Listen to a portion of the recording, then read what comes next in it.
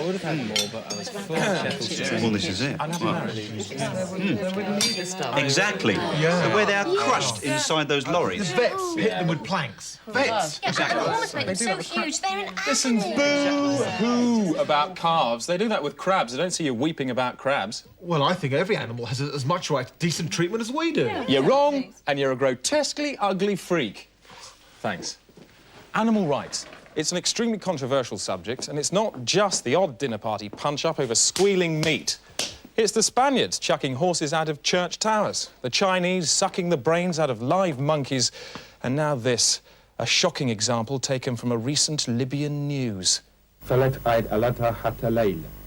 footage shows a ritual from the feast of Eid al-Adha, an outdoor celebration in which the men of Tripoli have a great time. But the same cannot be said for their cattle. At the climax of the feast, a cow is rounded up and driven into a metal tube, a tube which is charged with explosives. The cow is fired through the air and lands in a crunched-up bone heap. Running men then clobber any remaining life out of it with their fists and feet and sticks. The body is dragged about and then left for the dogs and jackals. And possibly scorpions if they eat meat, I don't know. Tonight on Brass Eye, animals. Are we too nice or too nasty?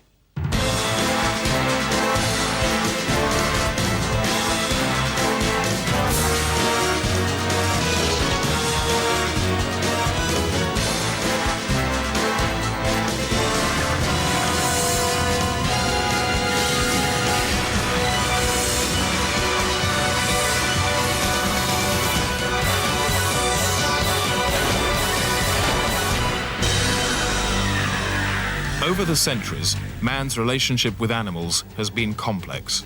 In ancient Egypt, felines were worshipped because the Egyptians thought they were funny. Many of today's familiar relics are cat monuments. These vast cat heads were built underground and seen by no one. Europe too has its animal traditions. In Zaragoza, the streets still get crazy with the annual running of the wasp.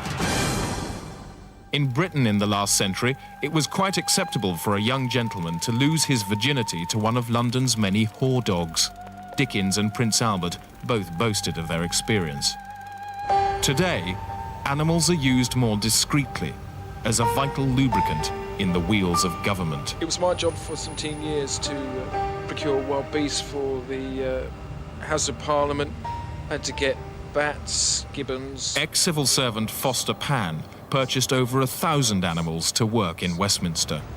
Michael Heseltine finds it very useful, if he's angry, to have an ape to slap. Kenneth Clark has a baby moose in a cupboard. The most commonly used animals are zebras, hurrying between offices with documents pinned to their bodies. Tony Benn had a tapir in the 70s that used to send messages on around Whitehall. Rude messages to the Lords, I always remember. He used to pin to the head of the tapir. Most of it was great fun. I enjoyed the job.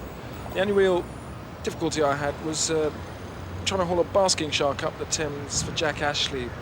It didn't really work out. It died after about 3 days being tethered to the terrace. Jack was quite unpopular after that for a while.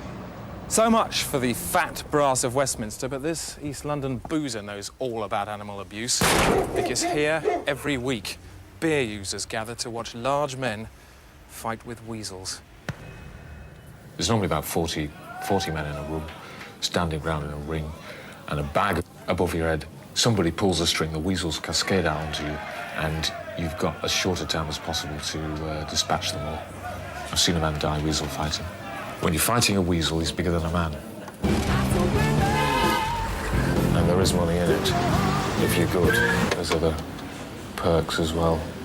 The women, they fancy you if they see you kicking the shit out of a weasel. After 13 years in which he pulped over 4,000 weasels, Bernard Lering suffered a compound nervous breakdown.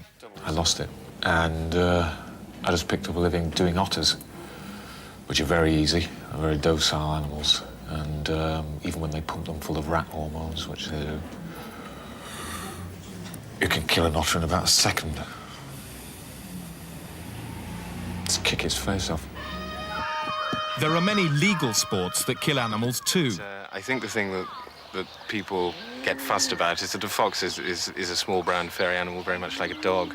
I don't think they'd be nearly so worried if it was a little four-legged car full of chips. The evil in our relationship remains a paradox. If you plot number of animals abused against what makes people cruel versus intelligence of either party, the pattern is so unreadable you might as well draw in a chain of fox heads on sticks.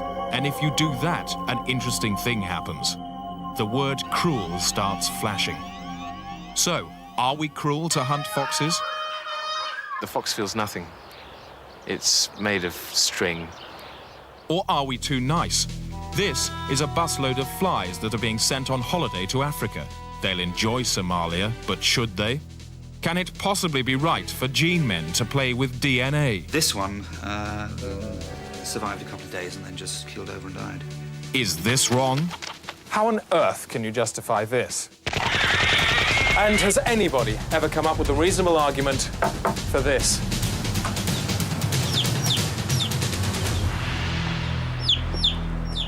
Of course, animals and man have coexisted since long before we all evolved.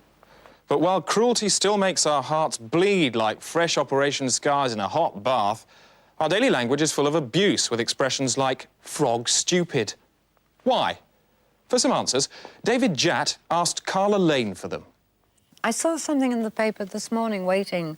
A bulldog mauled a girl. We don't want that. No. But when you read on... We wouldn't like a girl to maul a bulldog either. No. No. But when you read on, you learn that some boys threw the bulldog into the garden to get a fight together. Yeah. Now, the bulldog was put down, but nobody said, what did they do to the bulldog before they put it in the garden? They take the tail, But they wind it up like that, they Yes. crank it, they tweak its central nervous system, and it goes like a bloody rocket. Yes. And the fact is But that... they put it down, What would you do, though, no to those... thought. Of course. Now, they put the dog down. What would you like to see to happen to the people that wound up its tail and fired it off like some elastic-powered There are glider? no words to describe. Prison's not good enough because No. prisons become bed and breakfast and telly. Prison's too good. What about jail? Perhaps they ought to be... They should have their coccyx twisted. Yes. That would And now sort them people out. are going to say... oh, Can I yeah. just say, this, which has been prepared by the news graphic people, represents what's going on in one way. Is that the sort of thing that you would agree with? Human version of it. Yes, no, I think so. Because I've been 20 years going to the ministers, and they're finding out what man does. Yeah. Not only to calves and sheep, But- to everything. Frogs' legs they're onto. Weasel fighting in the East End? Everything. I mean, pulling live weasels out of the wild and making them fight a man. Yeah, and you know, they do have endearing, wonderful habits, animals. I had 2 guinea pigs and they were both 11 years old Jesus. and one died. Yeah. And you know, just before it died, it washed its little face. From what you're saying, have we got it right or wrong so far? What, people? People. Wrong. We're right 100 here. million times people wrong. What chance of getting even here, let alone here? Oh, dear. Not much. Here? Never in my lifetime or yours. Just watch How this many then. thousand years? We're trying this, and there's a tension, and it's just going to go back like that. I think so. During the Blitz, when many clocks were destroyed, Londoners could tell the time by watching a dog throw itself off a high board, which it did precisely every 60 seconds, 24 hours a day for over 8 months. Institutionalised cruelty is one thing, but the twisted brain wrong of a one-off man-mental is quite another. Ted Maul disturbs. Arable Wiltshire, a peaceful country haven supporting rural life like something out of a cheese ad. It doesn't look troubled. But it is, at least for one of these cows. Thanks to money, this, and a human mind as bent as a bad hedge. 6 months ago, life for a cow here at Park Farm was pretty much like this. Nothing much going on here. But last June, out of nowhere, anti-cow slogans started appearing on the sheds. The text specifically designed to undermine the cow's confidence. Local press caught whiff of a weird one when the vandal shot his paint straight at the cow in the form of words like twat. and later fucknut and arse-candle, as the campaign plunged into overdrive. Next came a wave of sick attachments. Cow attached to a filing cabinet, cow attached to a mini-engine in a shopping trolley. What sort of mind would do this? And what's the result? We contacted a huge bank of psychiatrists in the States. we thought so They too. told us Fine, the hang on. guy's a homo. Oh, it's definitely homosexual. Then a breakthrough. The vandal was caught on camera. You're bum, you got no knickers, have you? This farmer's son's handycam footage shows him at work, Go on, fuck off. whispering inept insults down a wire straight into the cow's head. Don't you know what electricity is? These little planets in the wire, isn't it? The man was Simon Hotrin, known locally as Chob. Push off my wire. He does odd jobs and lives in a field. Toss ours. But that night, Chob had discovered a bad new hobby. Idiot, fucking idiot, idiot, idiot, idiot, idiot. Stupid, stupid fucking idiot. It seemed the resulting court action would be an open and shut case, but it wasn't. These pics from the Beebs Western Region show. But what, free on a technicality? Local feeling ran high. One activist got so angry he donned a cow suit and lammed Hotrin right outside the court. Wow, he chopped him in the gob. And he's legged it. Great running. He may have been free, but Chob owed the world an explanation. Right, you, I'm gonna muck your lens, right, you gay sod? Hotrin prevented himself giving us a real interview, but during our visit we gleaned vital clues from some documents we nicked through an open window. These docs show that Hotrin had been driven nuts because the land on which he lives is owned by the cow. In the will of Edith Bates, a local crone who loved cattle, then eccentric, now dead, the cow inherited the land and a special bank account for stockpiling rent. Meanwhile, for the beast, which knows nothing of money or bitter mankind, life has become a living cowmare, thanks to the thoughtless beneficence of a mad old woman.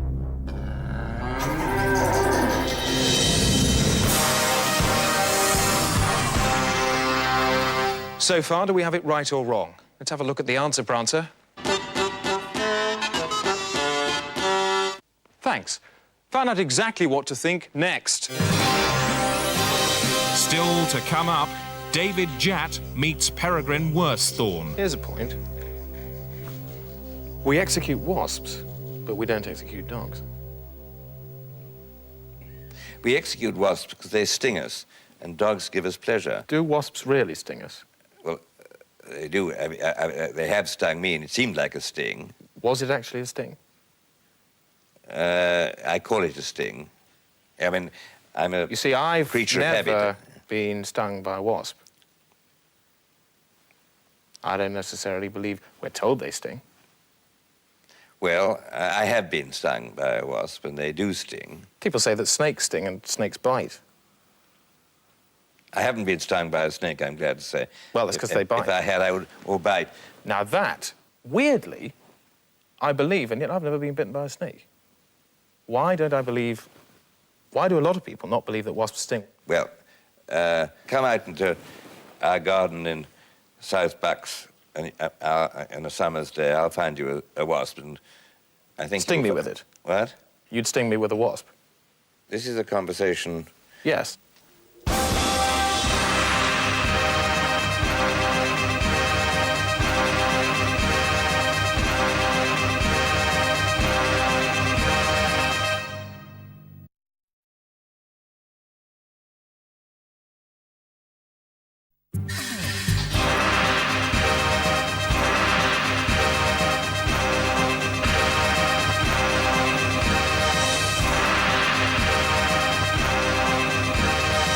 Before it all stops, a school tour for the Oxford Don who believes all animals are vegetarian.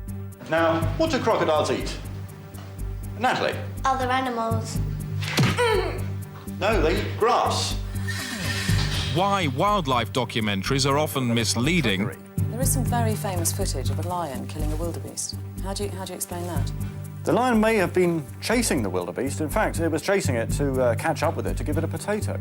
And can animal breeding go too far? A discussion point for David Jatt and horse jumper Oliver Skeet. Is it because they don't have legs that it makes spherical cows so bad, or is it because that there's some kind of cruelty involved? I mean, what? Actually, I'm not actually sure what they do to the cows, right? Well, they breed them in a particular direction, interfere with their genes, so they're just a big ball of meat. No, well, you see, I wouldn't like to eat that. Definitely, if I knew I was eating that, I would go absolutely mad. It's like somebody putting, I don't know, a bit of snot in a bit of bread and giving it to you. It's the same. Really, that sort of thing? Yeah. Somebody's at a restaurant, to give you this scenario, right? Somebody out there, and they get what they think is a piece of spherical cow on their plate. What do? They just eat it, don't they? Yeah, but what should they do? For God's sake, yeah. Well, I mean, what they should do, really, is make us think about it. They should start phoning up people and start complaining about, you know, the meat that they're eating. This came from a spherical cow. How dare you sell this to me? That's right, of course.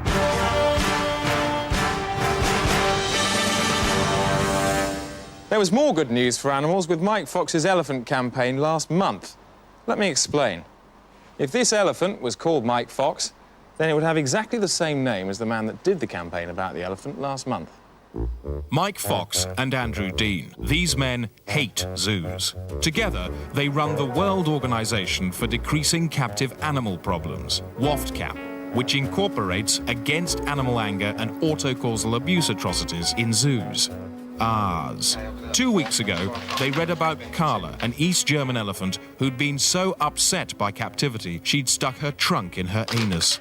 In seconds, a campaign was born to publicise Carla's plight in a video and tell the world about zoochosis, the disease that drives animals nuts. Jilly Cooper was busy writing a book. Hello? Hello, has Jilly come out of her shed? Speaking. But Fox persuaded her to send a drawing of Carla in her plight. Thank you very much for your picture. Oh. And we showed it to Carla. Oh. And I think she gave a little elephant smile. Oh, I love that. I want to cry. That's sweet. The zoo is, you know, still not acknowledging the problem, They so... are bastards. But she could be accommodated by Jimmy Page. Absolutely. I mean, it's only because this is a terrible year for me because I'm doing this bloody book. But Oh, bloody book. Oh, Duck, it made me very happy. All right, Jilly. Okay, darling. Nice to talk to you. Bye. Bye. With Jilly's drawing on her shirt, Britt Eklund told the world about WAFTCAP. Last year, they stopped penguins catapulting each other through the glass roof at Sydney Zoo. Last month, they stopped a pig throwing itself out of a tree onto a python in a two-way death pact in Chester. Now they want to help Carla, an East German elephant who has got her trunk jammed up her own guts. I can't understand the mentality or the physical makeup, mental makeup of anybody that lets an elephant get into that condition. Paul Daniels' contribution moved all who saw it to horrible tears. Carla the elephant is currently curled up in a kind of a grey ball. Her trunk is actually stuck up her anus and they're not trying to help her. So we must.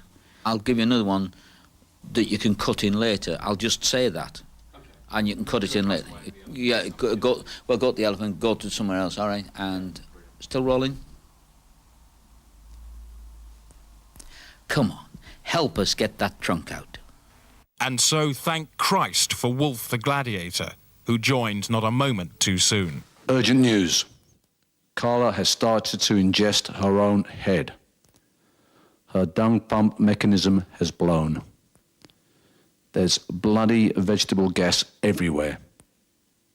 For God's sake, help us pull her trunk out. She needs wolf power, or she will explode in a shower of pulped yams. Please help me and ours get Carla's trunk out the end of her guts. With that ace burst of Wolf, the WAFTCAP appeal was ready for its final phase. You've heard a great deal about Carla, the poor little elephant in this East German zoo who's suffering horrendously, horribly.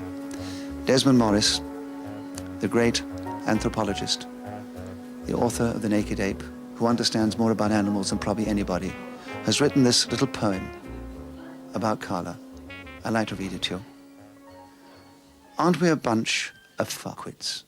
An elephant could no more get its trunk up its ass than we could lick our balls.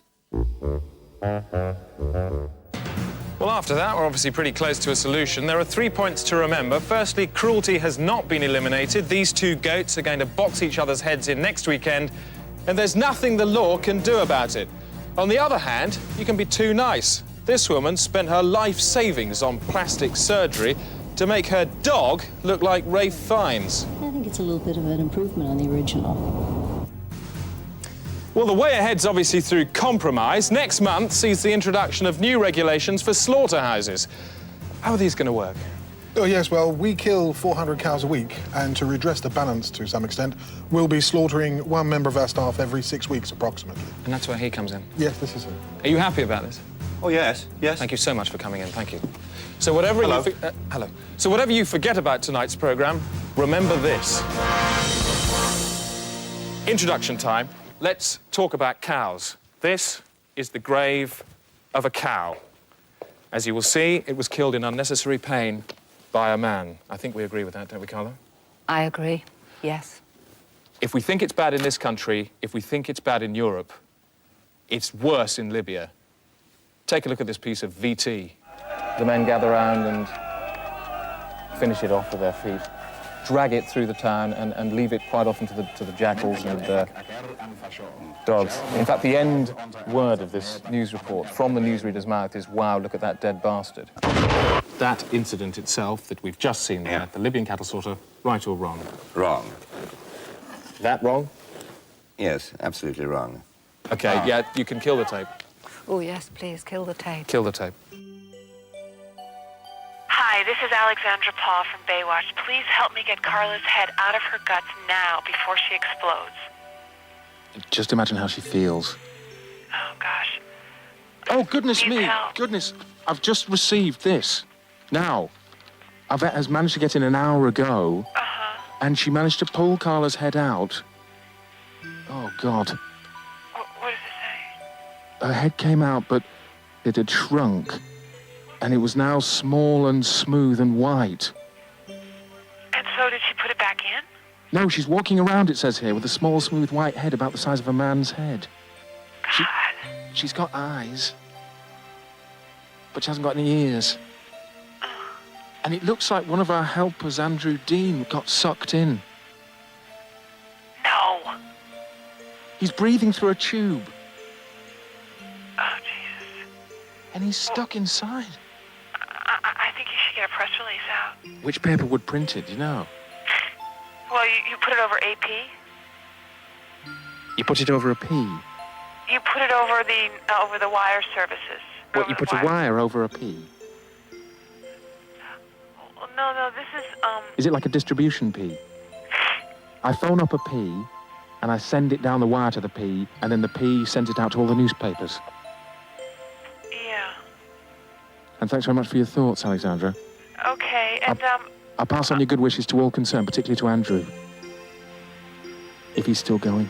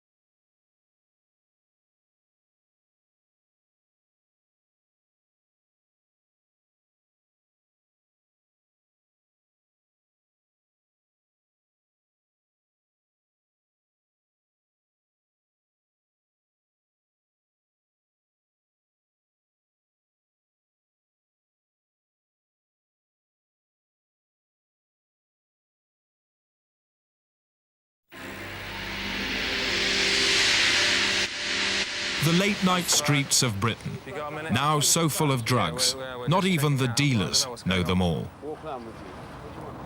Have you got any triple sod? Any triple sod? Triple sod. Triple sod? What's that? Yellow bentines? I don't know what that is, my friend. Have you not got any yellow Benteens? What's yellow Benteens? I just want something that, makes it go really bluty. No, the only thing sell out here is Coke, mate. No, you must have some, You're telling me what I have and what I don't have? Are you the Boz? What's the Are you a Boz? What's Boz mean? I don't want to end up like a, bloody piano dentist. If you don't want it, you don't have to buy it. Yeah, but what I don't want my arms to feel like a couple of fortnights in a bad balloon. My brother, I don't... Do you know what I mean? I'm not really bothered what you want your arms to feel like. I'll tell you what, I'm less interested in giving you 40 quid to end up on a quack candle. What's a quack candle? OK, I'll tell you what. I'll give you 30 quid for one Clarky cat. What's a Clarky can? You're not making sense. Cat, a Clarky cat. I don't know what you mean, man. Are you telling me you definitely got no Clarky cat? For the 10th time, I don't know what Clarky can means. No, cat. Clarky what cat. does it mean? The stuff that you chew. I don't know it. You know, the grass stuff that you chew? I do not know it. Clarky cat or triple sub? My friend, please leave us alone.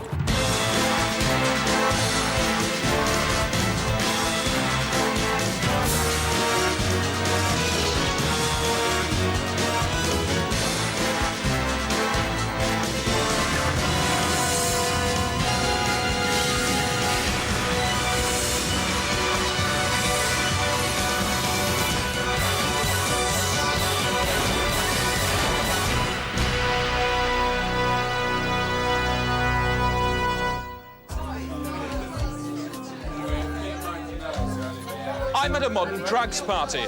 They're taking Charlie. He's got spliff smoke coming out of his drug end. There's someone over there smoking a crack. This isn't the exception anymore. It's just how people live today. No thanks. I don't use the horse. From Debs to plebs, this decade is not so much the 90s as the yard dankerties.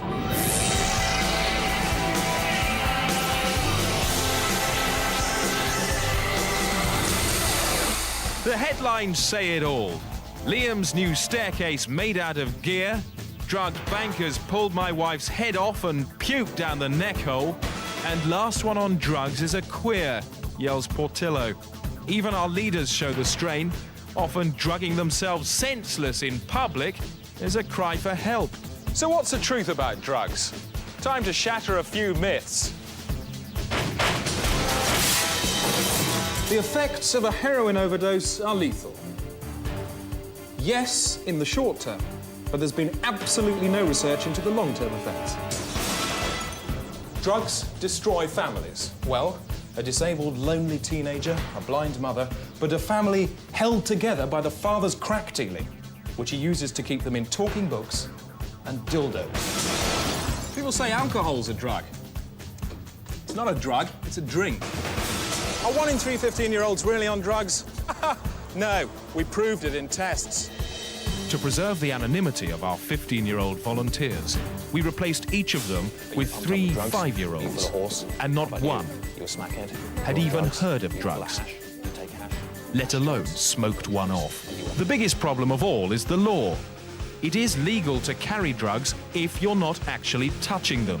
These men avoid contact by using helium balloons attached to little drug baskets. It's also legal to buy and sell drugs if you do it through a mandrill. Typically, mandrills work at night, approaching the house of a client with a drug pouch and returning with the money. Mandrills are intelligent and vicious, capable of throwing a 12-stone man over 40 feet. But mandrills have been protected by law ever since Queen Elizabeth I gave birth to a child resembling a mandrill by mistake.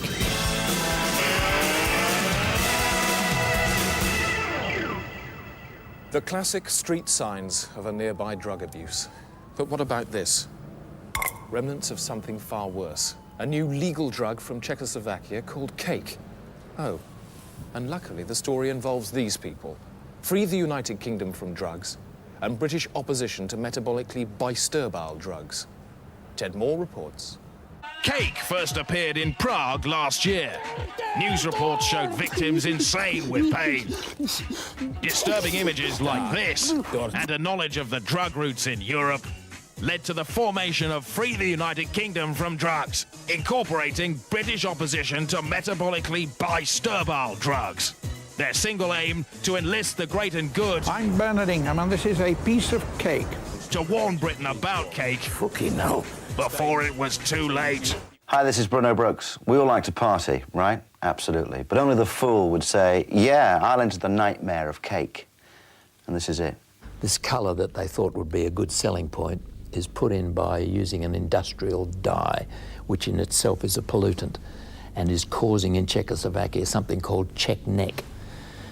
It causes enormous water retention so that the body swells up. The neck becomes about this wide and swells up to engulf the mouth and the nose so that the person who's on that trip dies through not being able to breathe at all. One young kiddie on cake cried all the water out of his body.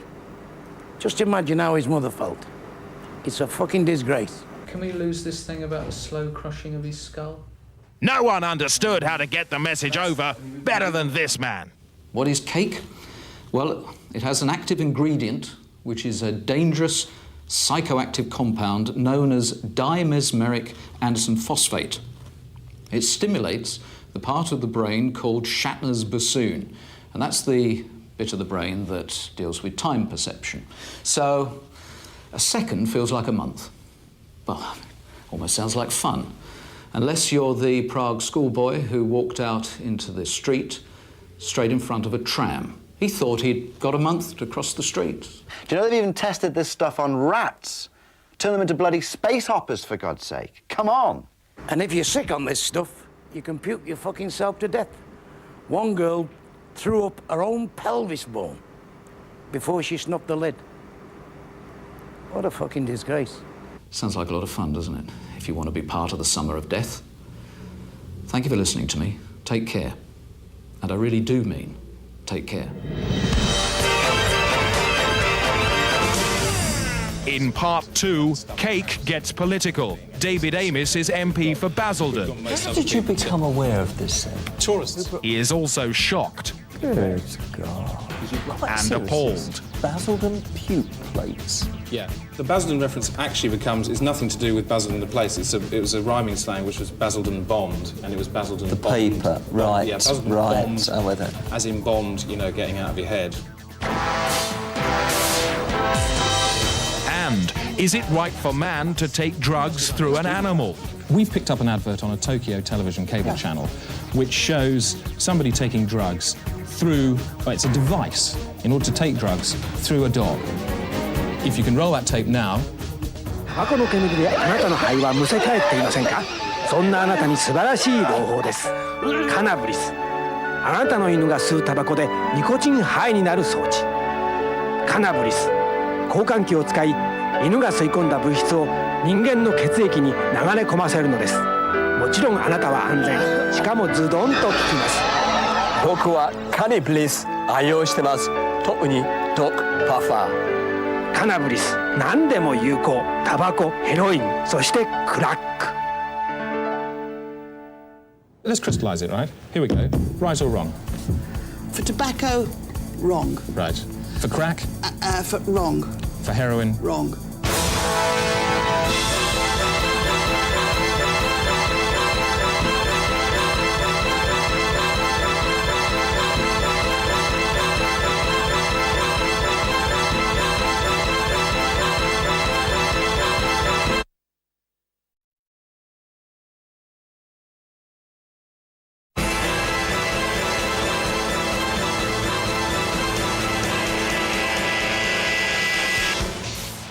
Awaiting transmission. Is drug dealing now completely out of control? I've got 30 quid.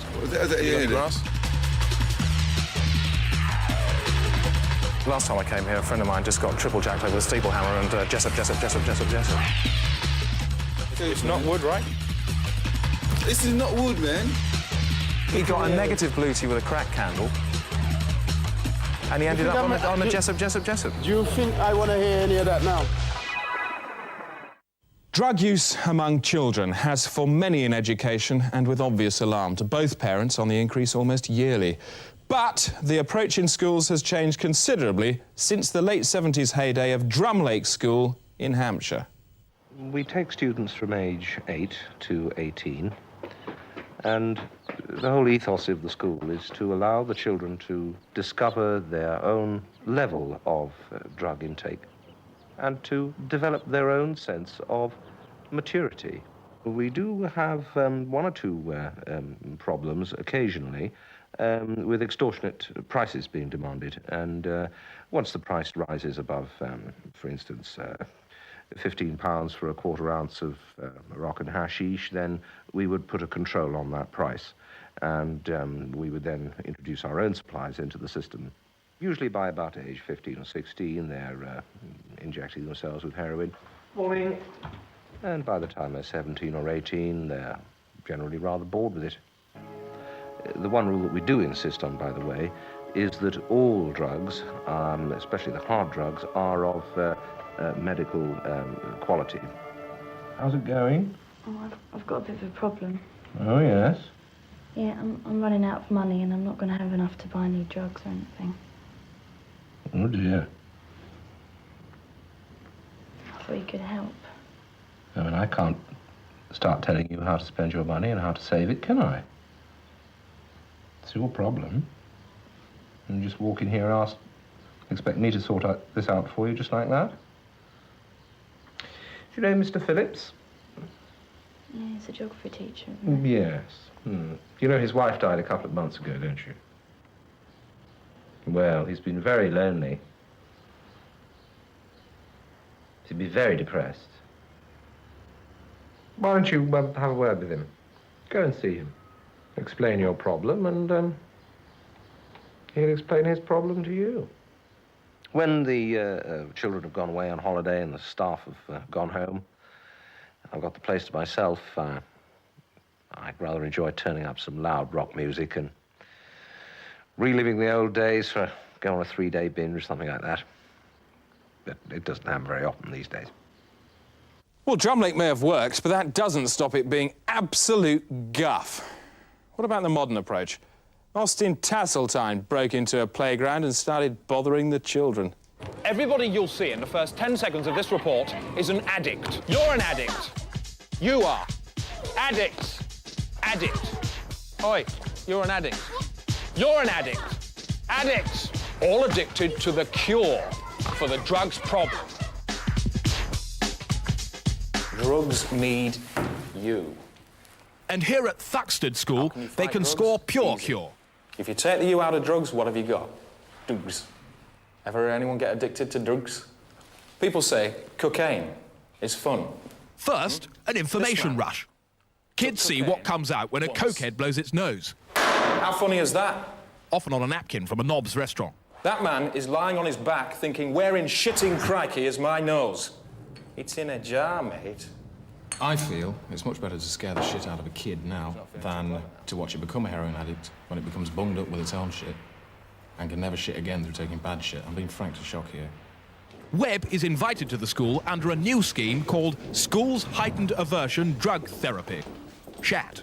Well, we live in very drugged-off times. I've seen mothers chasing children down the street who's to say they're not going to inject them with drugs once they catch them. This is the school addict. Hi. Hi. I'm Mark, the school drug addict. When they first meet Mark, he's on a prescription speedball and shows them the upside of high. 4 days later, he's a frozen chicken. The kids expect more fun, but instead get the bum side of clucking. Shiny. Kid upon infant scores a hit made not of drug, but terror. The system is called pre-toxic aversion. Developed in, that is, nicked from, America. The black classroom. Children are made to sit for an hour in front of a drug paraphernalium while listening to some extremely monged music.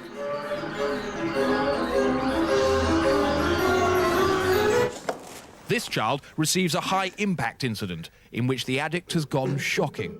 The addict is persuaded to wear a horse's head because sometimes drugs are so new, we can only guess at what the effects would be. What you've got to do is frighten a child. Don't pussyfoot around, give it a stark image. I'm talking about something like Dennis Potter in The Blue Velvet. Serious cases need a family fix. Desiree Wastry has been identified as a disaster waiting to happen. Unless you take action now, your daughter will be selling her kids in order to shove crack into any available orifice in her body. Desiree's parents agree to leave home for 3 days, while Desiree is told a systematic fib. I'm afraid I've got some bad news for you. The child is informed her parents are dead. They died of a drugs overdose. I want you to know that when you're actually there is something about this that is really quite shocking. As is the staged funeral, with its uncompromising memorial to Desiree's parents. With one face, they presented to the world an appearance of respectability. But with the other, they said, oh, goody. Let's pump ourselves full of magic monkey juice and take a trip to Spaceland. Because we'd rather do that than spend another minute with that poor sod. Would you all please stand?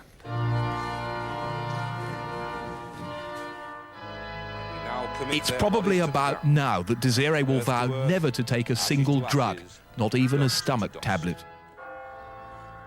2 days later, Desiree and her parents are reunited.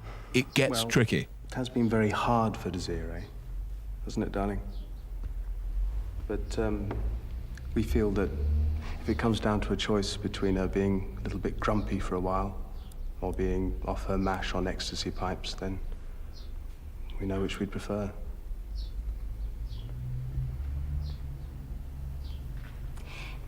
And the bit where the man turned into the horse, that was quite good, wasn't it?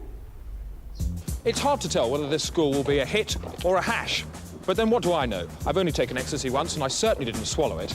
Only time can tell. And if you think about it, time's a bit of a drug, too.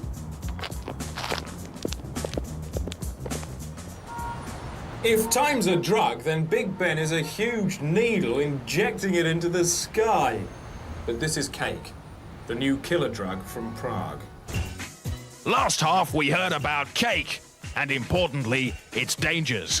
13 teenagers were trampled to death in a cow field at midnight taking this stuff. And more importantly, that it's a made-up drug. Cake is a made-up drug. It's not made from plants.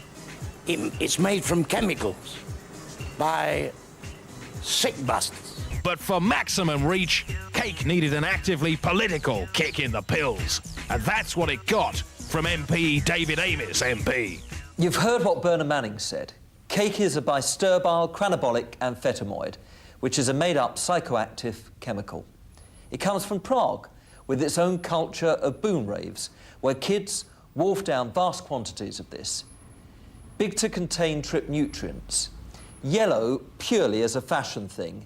They all fall on it like crazed animals, scoff the lot, and then lie around waiting for a DJ to play music which sounds like this. Now, to the speeded up brain of a user, that sound lasts for 4 hours and sounds like this.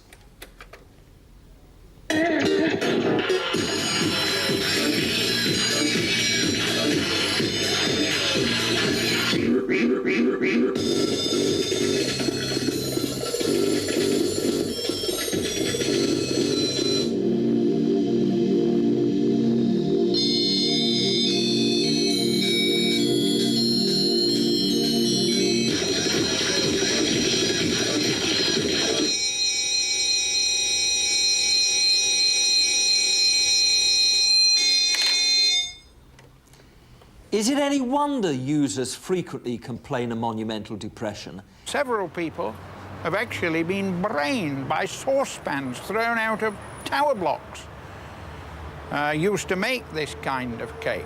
Look at that. 100 grand in the pocket of the filth that sells it. A big yellow death bullet in the head of some poor user, or custard gannet, as the dealers call them. I'm off to do what I can. And if you don't mind, I'll leave this with you. I don't want to look at it for another moment. What fucked and bombed needed more than anything was the illegalisation of cake. And look, have we asked anything about this in Parliament? I mean, no. We haven't. No, I mean, that would be ideal to get something done. I'll certainly raise a question. That now became a very real possibility.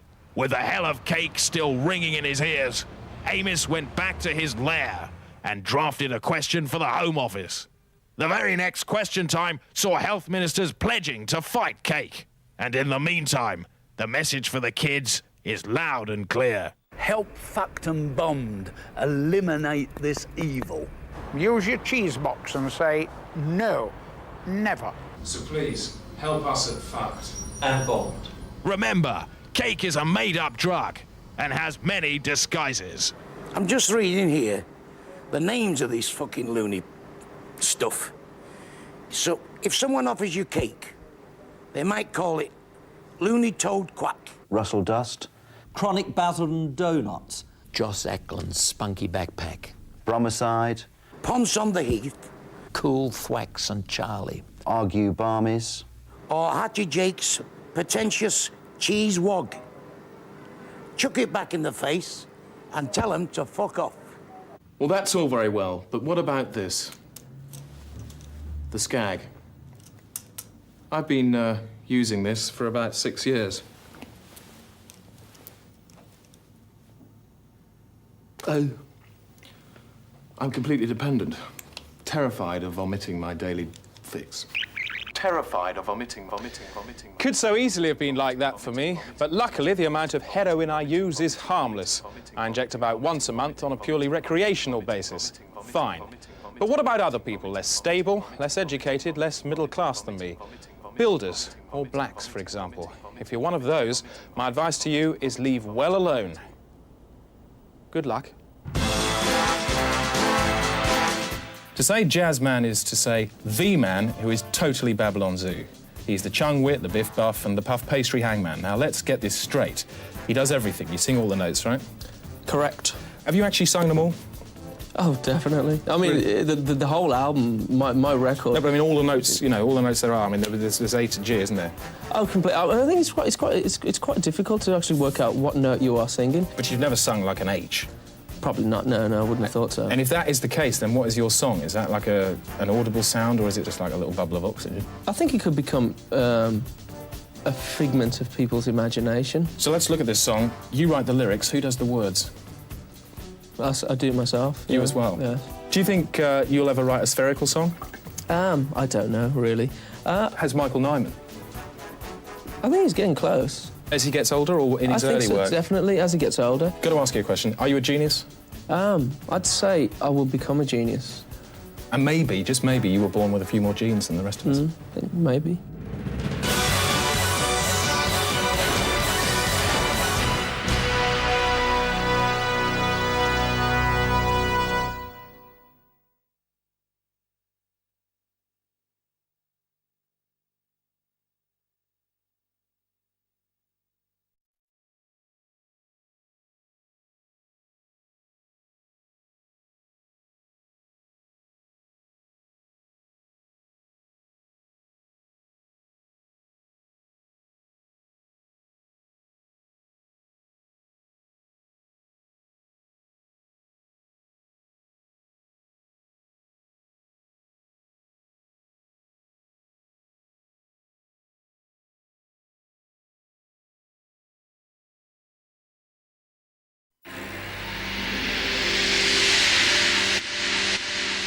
Hello, I'm Paul Trox. And I'm Eve Pollard.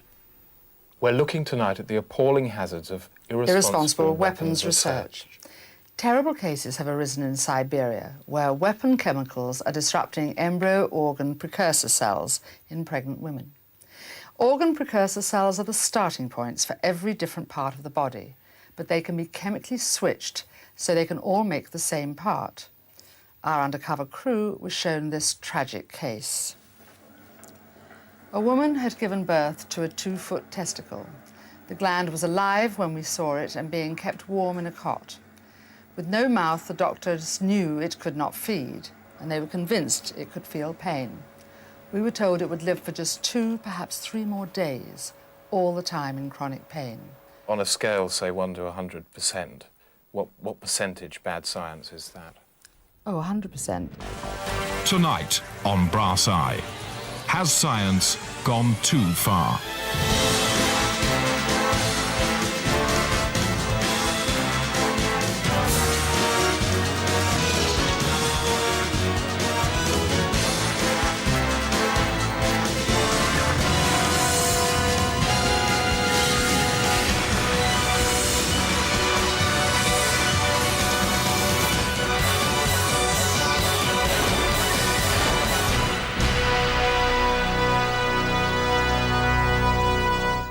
Tonight, science in the dock. Science, you are accused of going too far, of befouling, pollutement, and the intoxication of men's minds.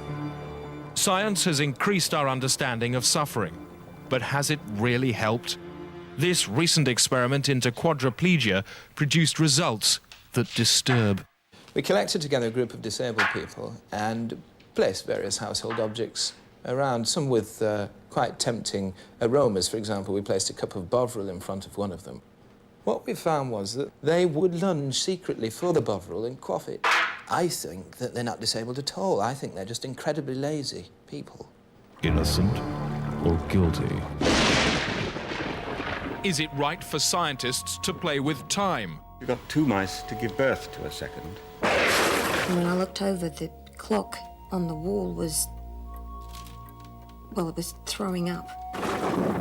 There was a wonderful blue light everywhere. Everybody noticed it. And a sensation like a yawn going backwards inside you. In June this year, the same men isolated and blew up a fortnight.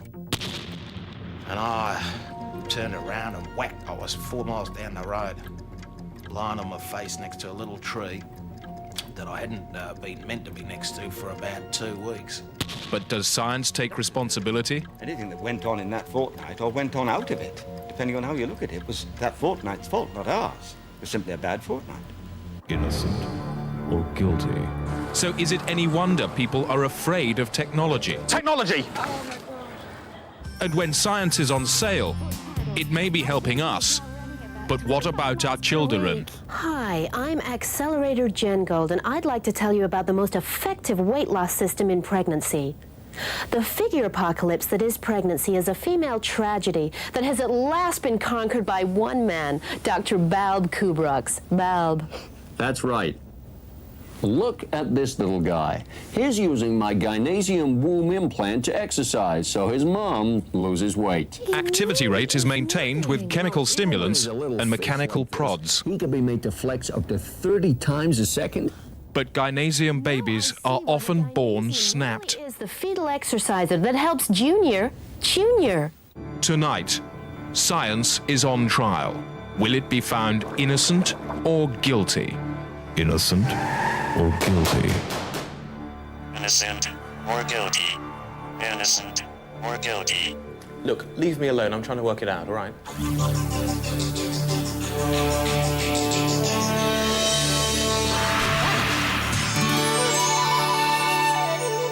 Hello, I'm Tanya Bryan. I'm here to tell you about a new space-saving farm idea. Look at this typical farm. Uses a lot of land, doesn't it? Now look at this. It's a vertical tube farm capable of growing exactly the same amount as a 300-acre farm, but on less than 1 square meter of land. How? By growing crops and vegetables vertically, up to 1 mile into the air rather than wastefully taking up more and more land. As available land space is swallowed up, simple, effective ideas like this are just what we need. Of course, some people say it would be vulnerable in a strong wind, but for goodness sake, who's to say there's going to be a strong wind? Vertical farms, good science at work.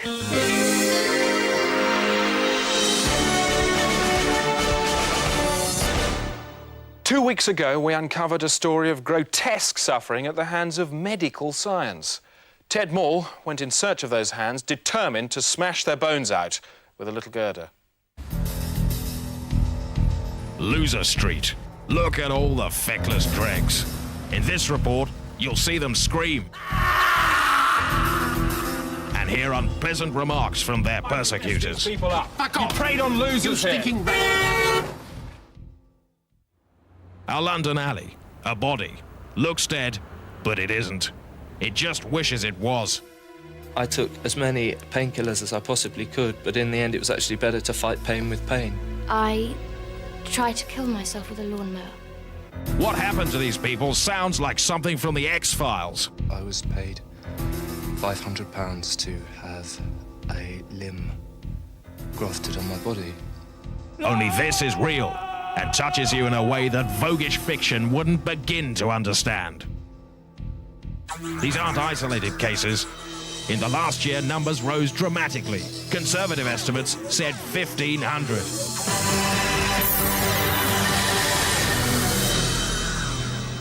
It works like this.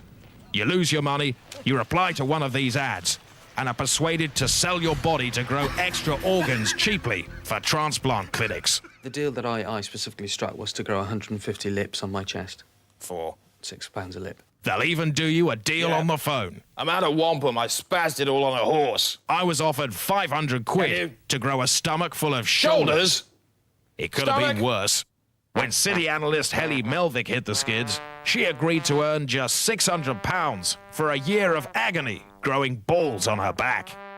It's like someone sticking a sabre into you and screwing it around day and night for 6 months. Fuck me.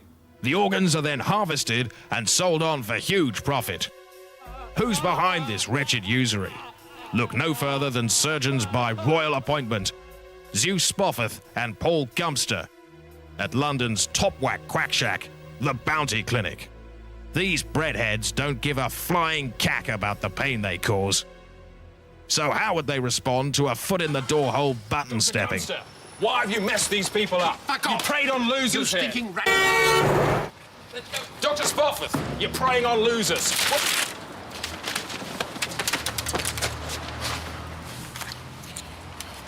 Yes, the personal organizer revealed a chain of rich clients for organs and limbs. Donald Trump has received over 7 feet of new tongue. Even Saddam Hussein has an access. He's obsessed with having white ladies' wrists. We also discovered this man is incubating over 700 livers. Scenting blood, we set up surveillance on their office and waited till they returned. I've just monkeyed my way up the back of the building, and I'm gonna smash my way through the window. Come back here, you fucking louse! You've got no right to be here, I've got a question for you. What are you going to do about the people whose lives you pulled apart? What are you going to say to them? You're on camera. There's a camera here and one here. Yes. Oh, yeah. What's your excuse? Was it just the money? Was it just the money? Was it just the money? Come on. You're not going to get away with this. Oh, yeah. It's not cool to be weird. Oh! You won't get away with this. Oh, grow up. You're just being weird. Go on. Ah! The creeps may have scarpered, but they forgot the golden rule. If you're gonna jerk with brass eye, don't leave your Ponzi drop-top roller skate parked outside. What's for pudding? Disturbing developments in embryo research. Let's just have a look at this, right? Normal-looking crab, pregnant with a human fetus. What is the point of doing that? What is the argument for it? I don't know. It's to do with in vitro fertilization or how you can cultivate fetuses See, outside the womb because a crab has a certain circulatory system that can feed it. Yeah, but the other thing is so much of the improvements in modern society have been brought about by experiments on animals. The health is so much better. That is outrageous. Of course it is. No, indefensible. I mean, we're saying, you know, right or wrong for that? No, wrong for that. When we actually asked the scientist who was responsible for that, I mean, I said, you know, why are you doing that? And his reaction was pretty much kind of, and what do you do when somebody does that? I know. I mean, you know, and that's the way people are. I know.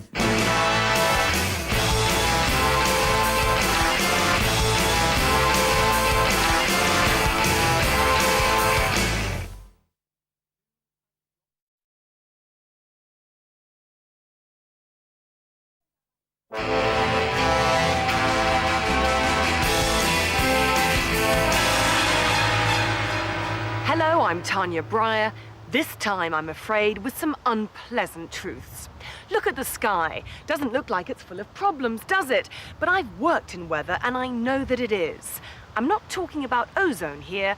I'm talking about clouds, because cloud damage is dramatically on the increase. Due to industrial ultraviolet carbons, true clouds are being replaced by mutant clouds, like Cirrus Sirius, Nimbus, and Altosyphilis. More and more, these are turning upside down and injecting their rain upwards into space. Needless to say, a Nigerian farmer can't exactly go up there and get it back, can he? Tragically, if the water does fall downwards, it can turn into triple water, which separates it into gases as it lands, blasting trees out of the ground and killing monkeys. Perhaps the most disturbing effect is the disruption of rivers.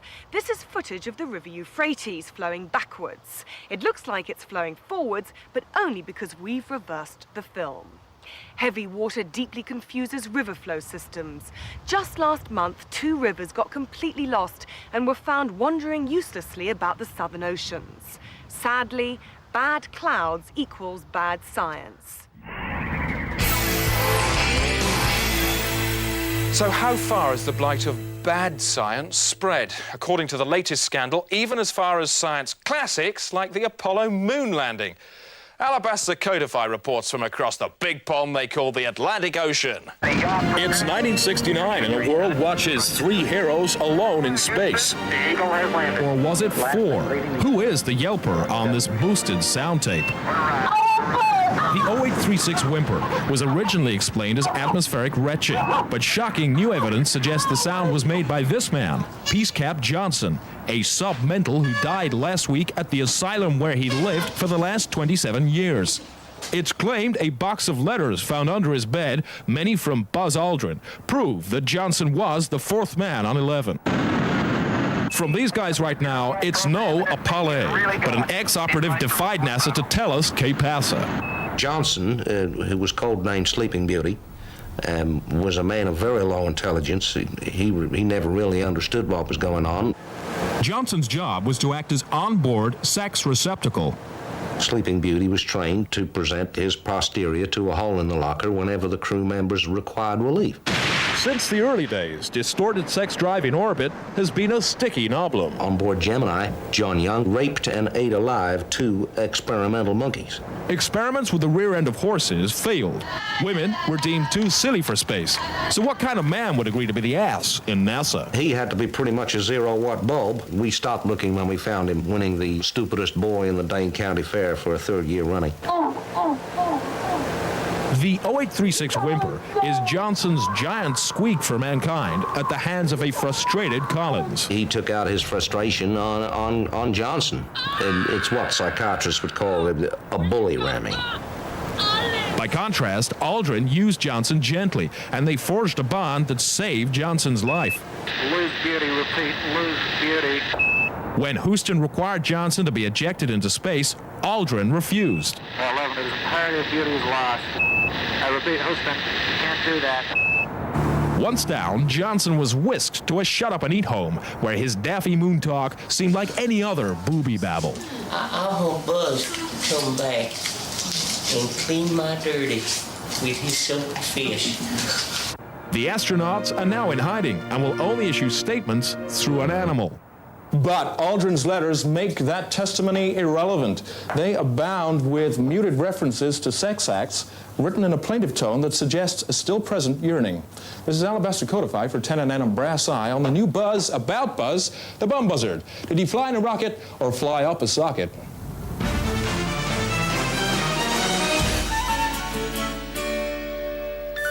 Hello, Tamara Beckwith here. At last with some good science. This is a light-saving brick. Inside the brick, there are millions of tiny boxes mirrored on the inside. During the day, light goes into each tiny mirror box and is trapped, where it remains bouncing around inside. When it goes dark, a good example of this is night, turning this knob removes the tops of the boxes and the light leaps out. The light-saving brick. It saves light. What can be done to keep bad science at bay? All too often it's left to the little people. Austin Tasseltine reports. The little people really don't come much littler than this. They're called Gaffafwisp, and they've launched this campaign against the global evil of heavy electricity. Hello, I'm Richard Bryars. I want to tell you about Gaffafwisp and heavy electricity. Gaffafwisp is the global consortium for a first-world initiative on scientific practice. Self-explanatory, really. Heavy electricity, now that's a bit trickier. It's caused by particle accelerators sending huge jolts of power into domestic power lines. These knock the electricity back into its wild state, which is much heavier due to flattened electrons. The devastating result is that huge masses of heavy electricity start randomly falling out of wires and crashing onto anything below. This gives you some idea. Basically, it's like being hit by a ton of invisible lead soup. In the Sri Lankan village of Upaveli, inhabitants are suffering heavy electricity attacks even as I speak. Can we stand around and eat pies while they're being flattened like flies, swatted by the tail of a mad, invisible horse? Of course not. You, me, and Gefafwisp must contact the Sri Lankan embassy now and let them know just how shoddy this all is. If you're in any doubt, just shut your eyes and imagine a child you know being hit on the head by a ton of invisible lead soup. What's invisible lead soup? Non-scientific contributors were sure to check all the facts Wobbly matter, is that what they call it? before ramming home the dreadful urgency. Heavy electricity is regularly flattening cattle in Sri Lanka. Afterwards, the poor beasts look like giant fur-covered slugs thrashing about on their backs and made of what scientists call wobbly matter. I won't go into it here, but basically it's caused by sodomized electrons which rush to the cow's head end. Now, just apply that to a young girl human. Well, it's an appalling thought, isn't it? Geeta is 15 years old, and now because of heavy electricity, she's only 8 inches tall. Now, just imagine that. She can't speak, but she must feel quite dreadful. 15 years old, and only, what, this tall. Sometimes pure physical aggression was the only way. Let me show you what's going on. Here is Upaveli, villages and animals, many small children. Think how soft they are. No exoskeleton, no horny old skin like the village elders. And here is the particle accelerator, firing out huge irresponsible jolts of power. The heavy electricity can wreak its ghastly havoc at any minute. Raining down tons of invisible lead soup, but lead soup that can bounce destructively around like a hellish Powerball. So, more accurately, it's a cross between a ton of lead soup and a Powerball, smashing animals, for example. Smashing people. That could be your mother. All because these bloody idiots aren't doing their job properly. So what's to be done? Write to the Sri Lankan embassy, expressing your acute displeasure. Ask them how they'd feel having their brain mashed by invisible lead soup. All you have to do is just take a pen and sign it. Yours sincerely, Stephen Burkoff. Explaining the problem is one thing. Knowing what to do is quite another.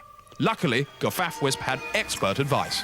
Richard Branson has sent out these plugs with his beaming face on them that are being used locally, which can help to a degree. And there's a man with this very huge hammer who's banging away on the pipes, trying to relieve some of the pressure going out on the grid. It's called percussive counter-induction, and he's already held back a massive wall of heavy electricity for about an hour, allowing some children and 6 pigs to escape. You could do that, for God's sake. The squash people of Upaveli are more important than the inconvenience of you banging a hammer for a couple of days over in Sri Lanka. Public broadcasts always help. We're doing this very special video about heavy electricity. And with backing from shock jock Caesar the Geezer, failure for Gefafwisp looked absolutely impossible. Hello, my name is Caesar. The sad truth about heavy electricity is that people in power and in government are too afraid to rock the boat when it comes to helping people and helping certain situations. I say to that, bollocks. It's about time somebody got off their fat arse and did something about it. Do you know, they actually say to me that there is no such thing as heavy electricity, that electricity couldn't possibly fall out of wires. What a load of old crap. And what is even more annoying is that they say that Gefafwisp is a made-up name. It's a fabulous organisation. Do you realise that if heavy electricity falls from these headphones, not only would it blow my head off, but it would cut me completely in half? If a caller calls me on my show and then suddenly they're on the phone 1 minute and then they're affected by heavy electricity, they could be blown 100 feet away. That is the dangers of heavy electricity.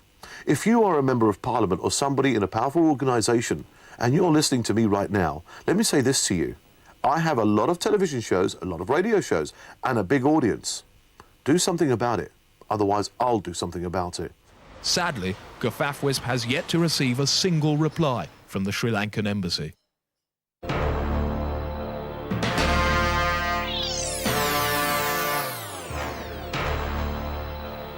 So what is the verdict on science? Please stand. What is the verdict? I'm afraid there is no verdict because all the jury have died of pollution. Oh, once happy bauble, twisting on the bliss twig of ignoramy, you were suddenly plunged into the brain-tanglia of rude math, and with what shocking results? Has the Earth been reduced to an odious space gland? Is this what we've done to ourselves? Good Christ, I hope not.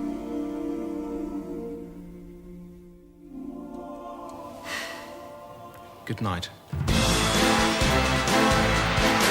Jenny Powell here with an urgent Gafafwisp PS.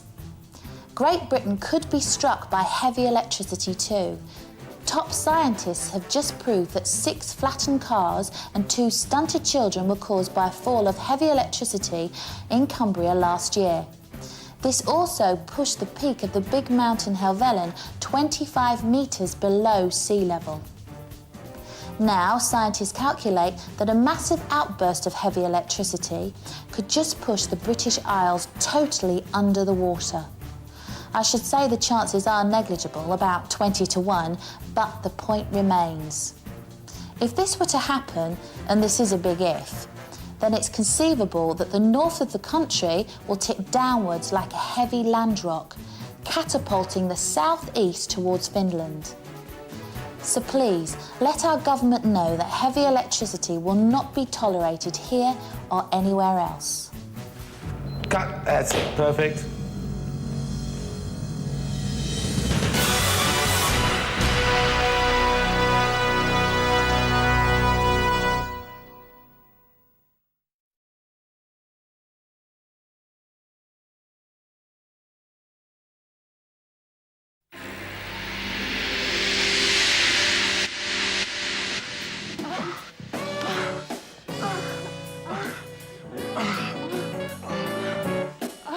If this were really happening, what would you think? Perhaps you wouldn't be that surprised. Increasingly, it seems the bone around our brains is not the skull, but the pelvis. Just look at any of today's papers. Very sexy Beams Clark after urinating on London from a helicopter. Cook dragged from Serpentine with swan stuffed in anus. Bono offers sex to anyone from the former Yugoslavia. That's the U2 lead singer Bono Vox. And even the local press, the Portsmouth Herald, again, no arrest for man dressed as glands. We are permissive, yet confused. It's quite acceptable for Peter Sissons to receive oral sex during disaster reports on the 9 o'clock news. And yet on the Isle of Man, nudity is still considered so shocking, it's illegal for babies to be born naked. Is a baby born today a baby born into a world in sex crisis?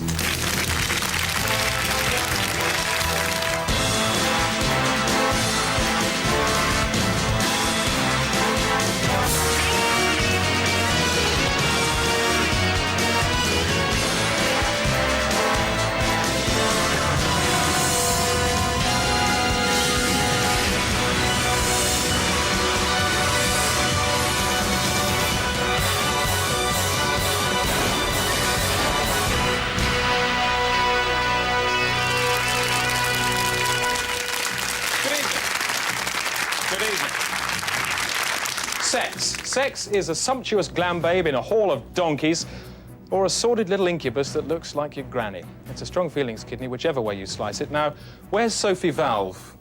There she is. Sophie's got a dreadful story. She lost both her parents. They were killed on a picnic. Can you tell us what happened? A frozen dog fell from a plane and killed them while they were making sex. Were they dead when you saw them? Alive. Oh, come off it. You twit. They'd be dead, completely smashed up, like tongues under a hammer. Do you think this will give you psychosexual problems in later life? Must have messed up your brain. And I'm afraid we will have to see that little girl being upset in a rather more sustained way later on in tonight's deeply disturbing broadgram.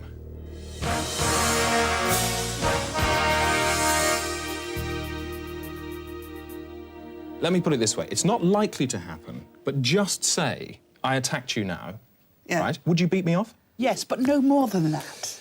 God, well, how long would you beat me off for? As long as it took. Really, all the way? Yeah, as long as it took. And would you beat me off even if people were looking? Well, I would hope that they'd we were join in in a and studio. help me. Right, so would I. That's what I would But want Jimmy, society what if somebody to- else came in through the door and started attacking you as well? Would you beat us both off? It'd be hard to work, but I'd have a go, And yes. if you get to the point where a whole room full of men is attacking you, you would try and beat them all off and I'd have enlist to all somehow. help. You'd have, And in that case... because you would. I mean, yeah. I'm not quite sure how. I think I'd be more likely all to run hands like to the hell. pumps. But if you're in a corner, you would beat them off. I'd have to, of course. Yes, OK. And who'd pay for the dry cleaning afterwards? Oh, paying's the least of it.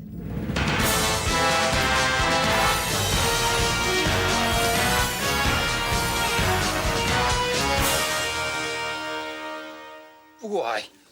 Hey, who says AIDS guys are too puny to do tough stuff? This guy's got AIDS, and he's about to beat me in an arm wrestling.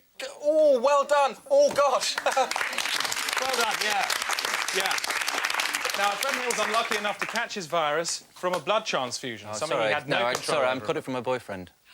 Your boyfriend? From my partner, yeah. So you've got bad AIDS, not good AIDS? You got bad... Well, you caught it through your own fault. It's a drug abuse or a homosexual... Just a minute. Just a minute. Well, good AIDS is something innocent. This is what this ribbon's about. I support somebody who's caught good AIDS because they caught the virus through no fault of their own. Exactly. So what have you done with the big gay plague? What have you done to stop people catching it?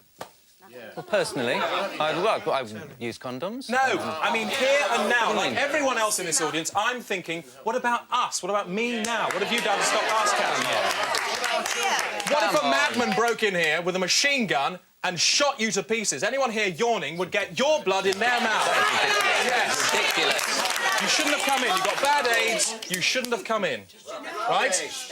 Can we have him removed during the next break?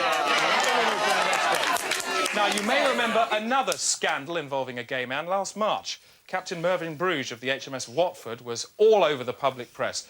Libby Schuss went behind You the don't story. listen. Get away from me! Get away from me! The boat, the captain, and the He's a Puff headlines. The scandal followed video evidence of Captain Mervyn Bruges indulging in an odd practice with a gun. First thing I think is he's going to shoot the girl I've been looking at. Started with, so he takes a gun, sticks in his gob. That's sucking it, you know.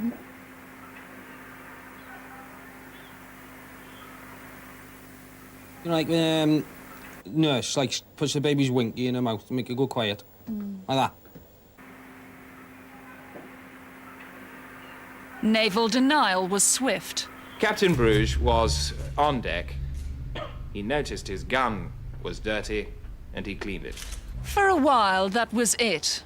Nothing was doing. Until we rooted out startlingly new evidence from this man, Ben Fetch. For a year, he served under Captain Bruges.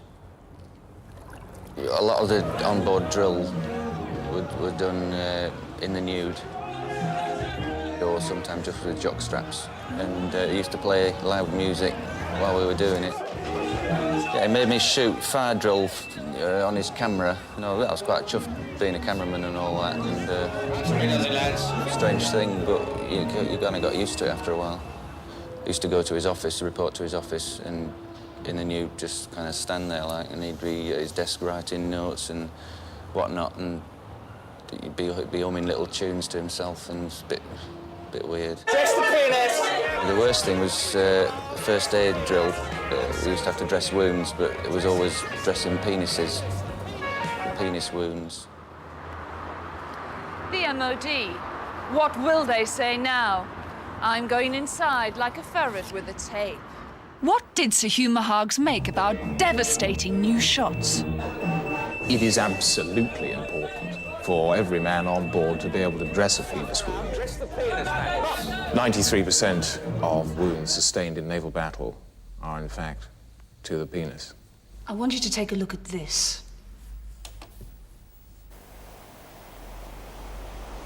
What is the point of that pelvic marching? Two men marching like that present a much smaller target than two men marching like that. Bruges often insisted that on man overboard drill, he was the one thrown overboard, naked. One cannot be ashamed of what one's pulling out of the water. And if it is a nude man thrashing around, gasping for his life, one must not shrink from that task because one is abashed about his nudity. But 2 months ago, Ben Fetch was fired when, on the first day of his transfer to HMS Gooch, he reported for lifeboat duty stark naked. Force of habit, I suppose, isn't it? So that was me done. Court-martial in the slammer, you know. On Watford, nakedness was applicable. But on Gooch, everyone was dressed, apart from Fetch, who was stark naked and seemed to be indulging in some fit of sort of anarchic clotheslessness, which cannot be tolerated. Fetch is now unemployed, a victim of the gay boat and of Captain Bruges, who testified against him. He was the one who said I'd spent all my time taking my clothes off and whatnot, and he gave evidence against me, and he was the one who told me to do it in the first place. No explanation was given by the Navy or the MOD, but 4 days ago, Bruges was on shore leave, and I went on a nab. Captain Bruges! Why are you being gay with your men? What? We saw you gobbling a gun like a man's cock. Ah! Get him! You made a point that you say Ben Fetch was dangerously gay. Yes, he's totally gay. Fetch is as gay as a window. What's wrong with being gay? Homosexuals can't swim. They attract enemy radar. They attract sharks. They insist on being placed at the captain's table. They get up late. They nudge people whilst they're shooting. They muck about. Imagine the fear of knowing you have a gay man on board a boat.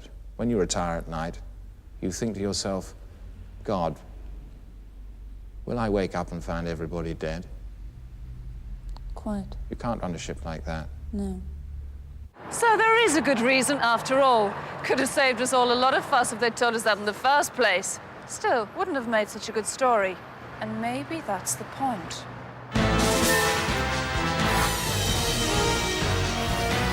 Next on the Felch Spoon, sex and fantasy. The doorbell rings and I go to answer it, and Alan is wearing police uniform, and he says, could you come in? Shows me his ID, checks who I am, and says that he has some very bad news for me. So I ask him into the hallway, and he says that my daughter, our daughter, has died in a car crash. And I become very upset, and we have sex. And a Zeitgeist special with Peter Stringfellow. Peter Stringfellow is his name, but is it only a name? Peter Stringfellow, is it only a name? No. But you do have a name? Yes, I do have a name, and people... you would never deny associate that, would you? No, not at all. Let's talk about your club. What's it called? Stringfellows. OK, but essentially, we're talking about your club. It's called... Stringfellows.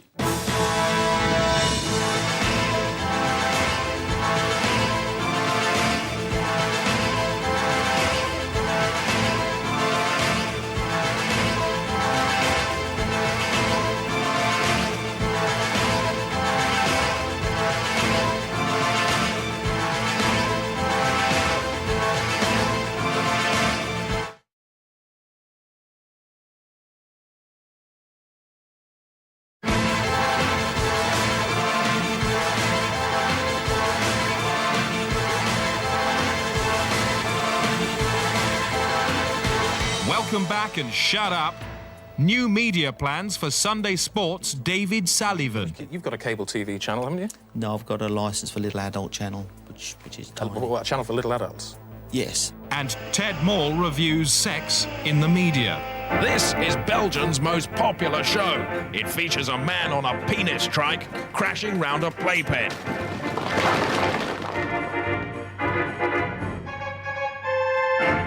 And in this country next year, a nightly 4-hour show will feature a man looking at pictures of women and saying which ones he'd hump.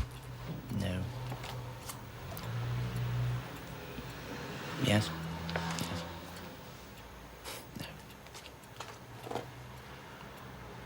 Yes.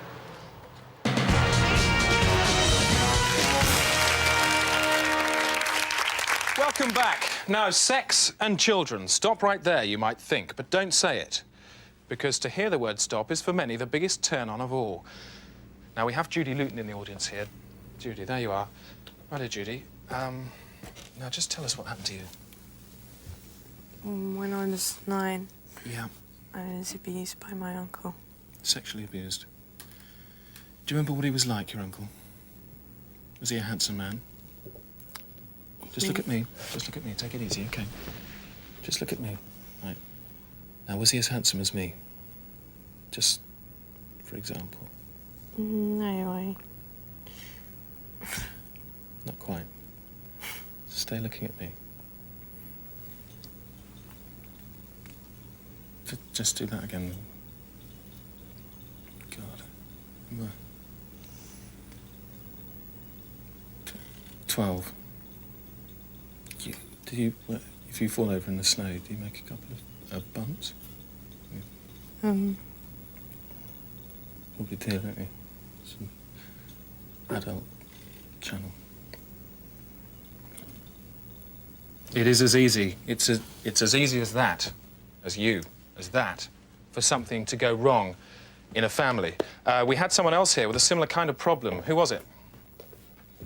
Yeah, what happened to you? My father abused me repeatedly between the ages of 4 and 16. But it hasn't happened a lot recently? No. Good. Now, from abuse to self-abuse, something which has been disrupting the senatorial elections in the United States. Austin Tasseltine reports. This was the moment 3 days ago when Senator Dale Lee Agsby plunged his campaign into crisis with an unprecedented outburst on live television. No pride.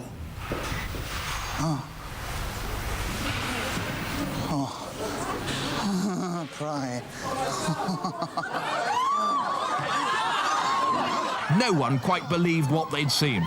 He's talking in the middle of the rally, he just gets out his dick, man. To extract his genitalia at a rally and manipulate them to issue. Several cords of reproductive mucus were expelled rhythmically into the crowd. And a great big gob of this stuff went out in the audience somewhere.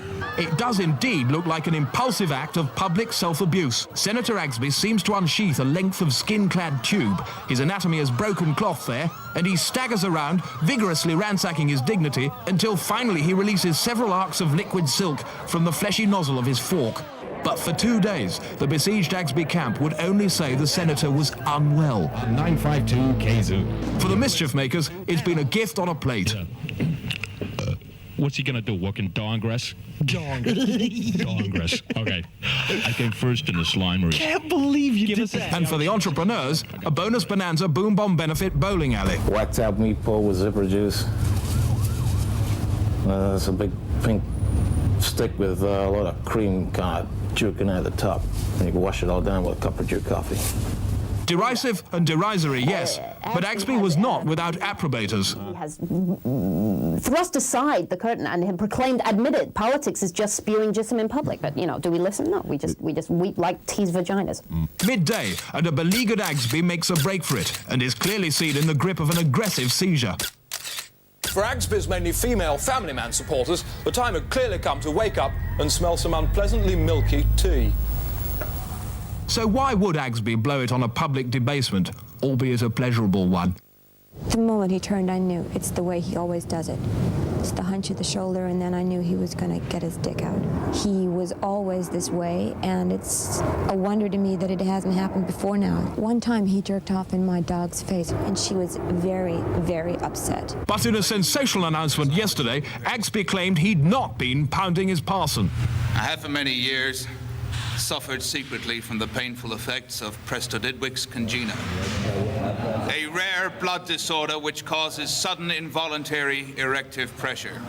The senator explained he'd sneezed into his hand just before speaking and then suffered a massive attack of congena. I tried repeatedly to return the organ with my fist.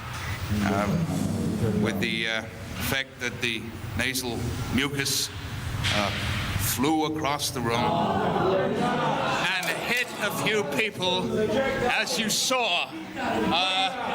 I saw you.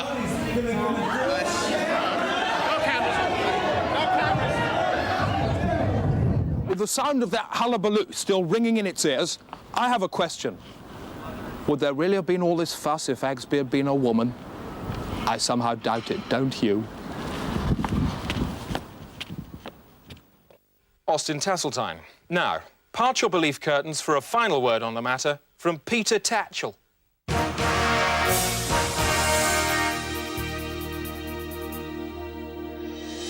So what's next? So what's next? Yeah, what do you reckon? I mean, what's going to be the next issue, and will it be for the next election?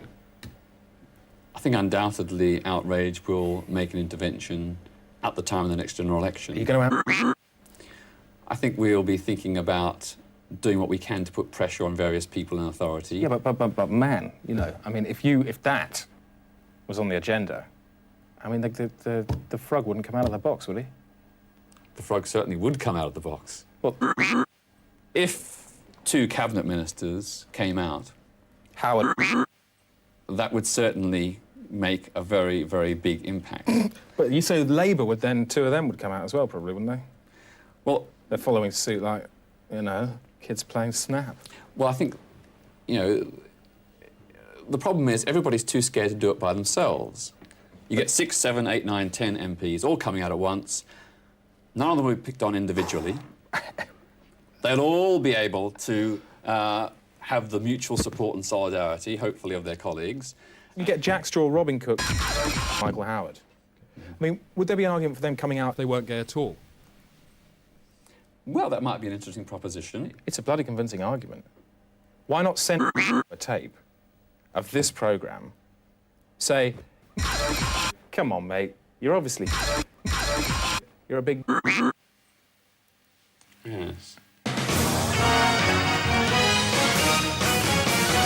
So where does that leave us? Well, let's ask our audience. And how many of you have changed your minds? And why was that? Thanks. Now, throughout tonight's programme, we've also had a naked, asexual man up a stick watching some pornography. Have you reached any conclusions? Well, I hope that's been of some help. We'll just leave you with a couple of items of whore news. There's a large build-up of whores in a digger on the A47 tonight. And don't forget that in Leicester, Joanna Lumley, Anita Roddick and Helena Bonham Carter are all whoring themselves all night to raise a little money to buy some coloured bricks for some children. Helena's speciality there is a golden shower. And if you're anywhere near Yarmouth, watch out for that giant whore. It's still on the loose, terrifying everybody, including the police. That's it. Good night.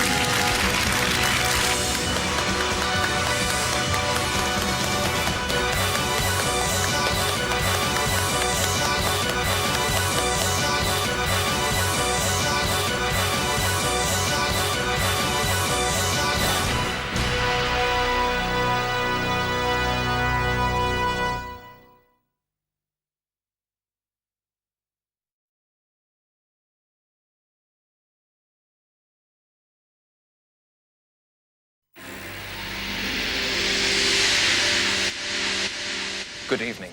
Crouching, because tonight we're following a gang of men who less than half an hour ago broke into that building over there. One of them's a recidivist. These men have been specially trained. Look at that training!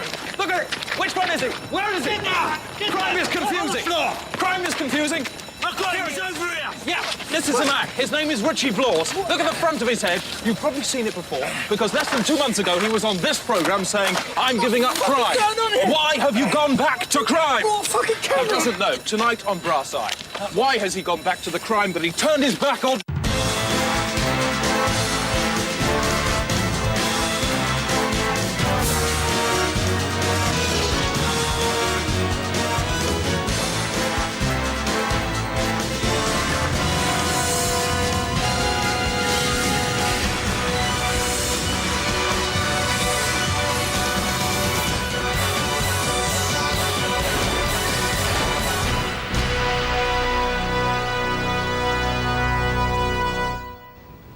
UK used to mean United Kingdom, but ask anyone today and they'll tell you it stands for Unbelievable Crime Wave.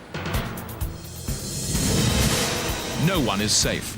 By the end of tomorrow, one or all of these people may have been set on fire, bum-raped or burgled senseless by Britain's marauding criminals. This month, police pictures showed another estate in Manchester turning itself into a gun. And it's not just the great unhosed. These raiders all earn over £200,000 a year in big banks. So much for recorded crimes, but crimes we know nothing about are going up as well.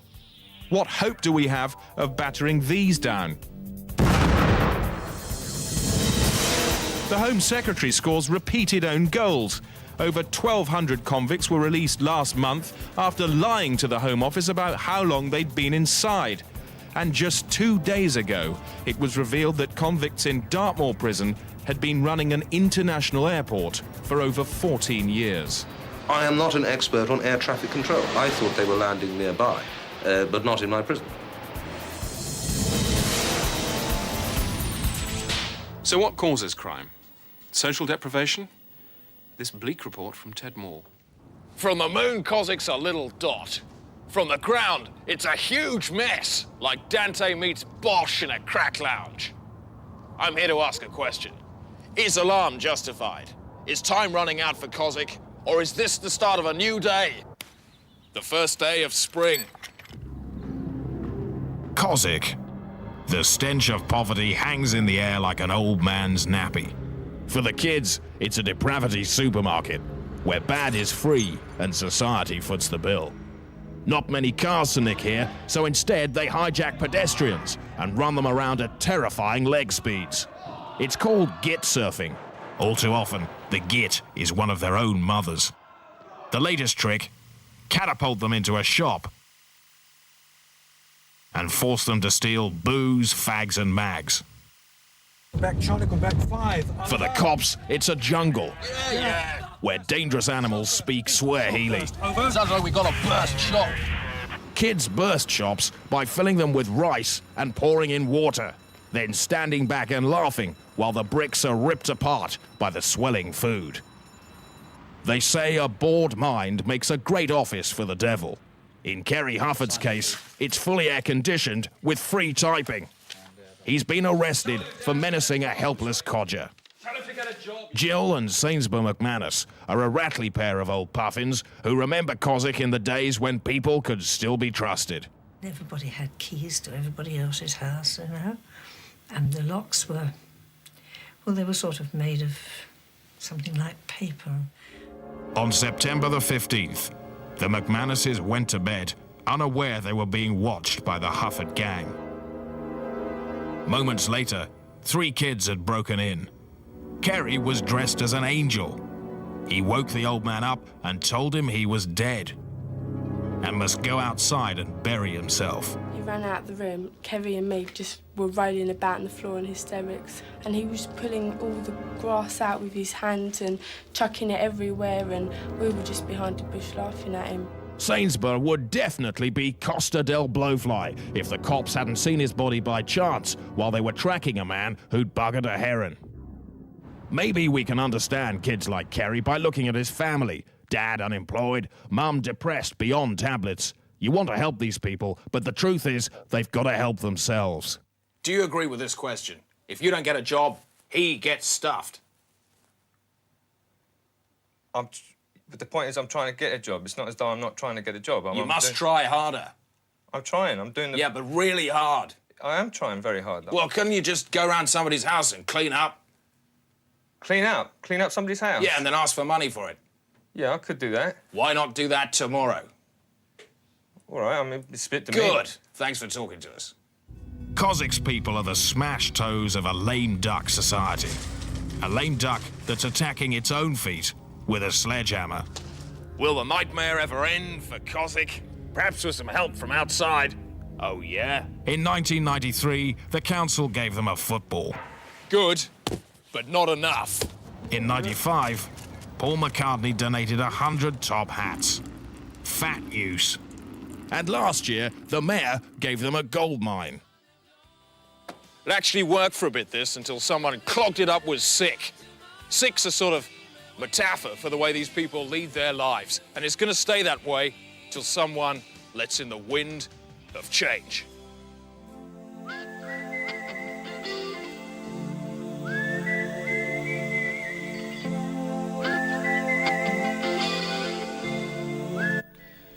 And as a result of that experience, Ted Moore has been absent for some time with nervous exhaust.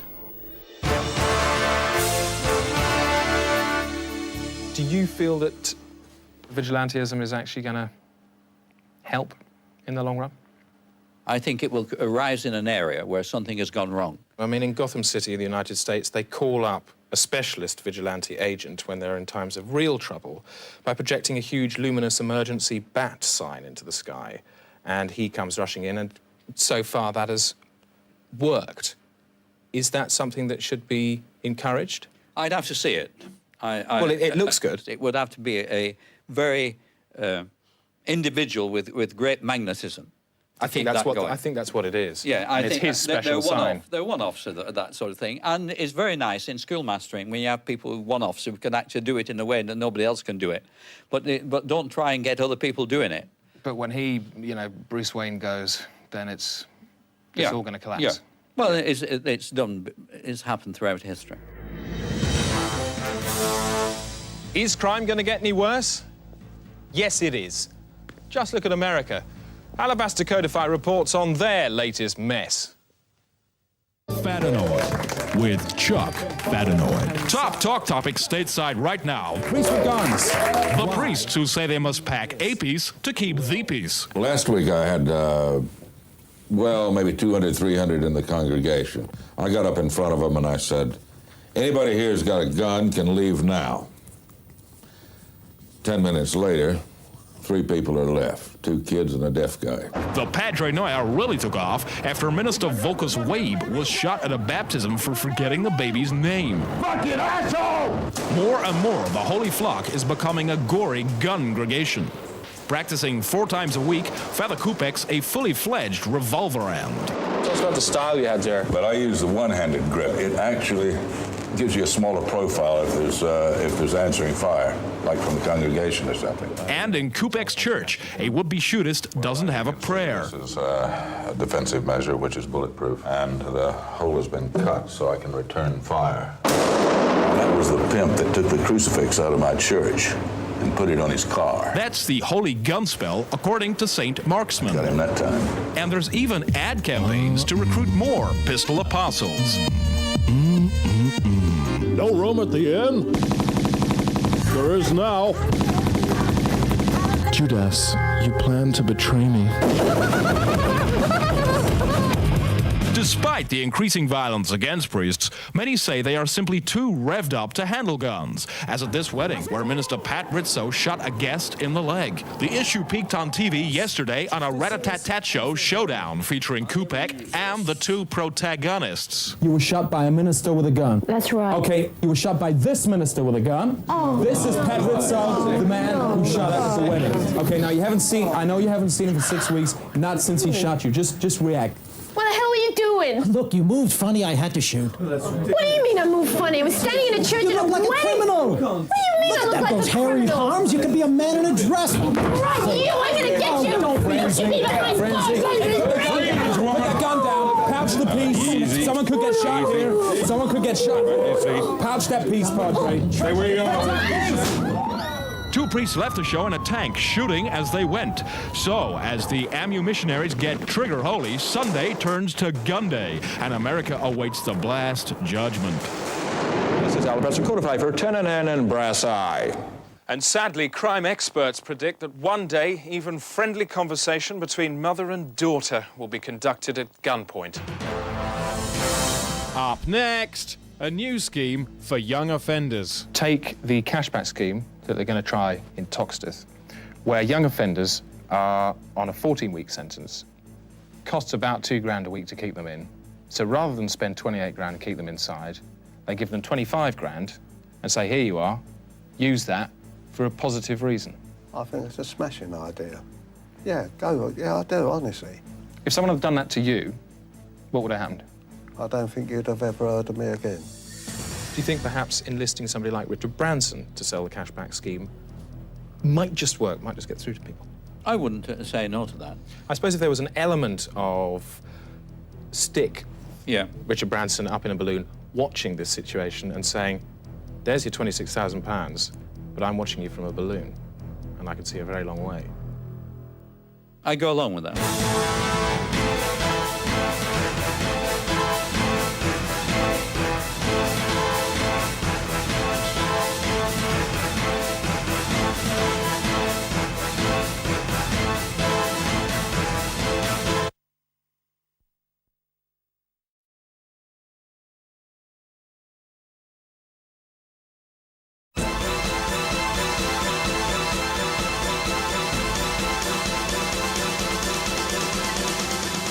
Now chafing the transmission heads, what is the relationship between crime and race? Using makeup sticks, we transformed our white reporter Tras Dupre into a black man to see if the law would treat him any differently.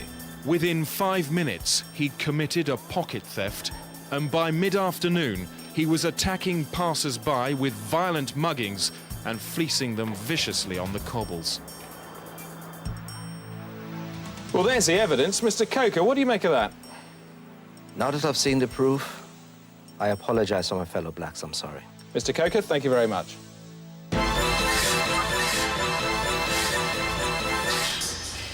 So what's the solution to rising crime, particularly younger and younger?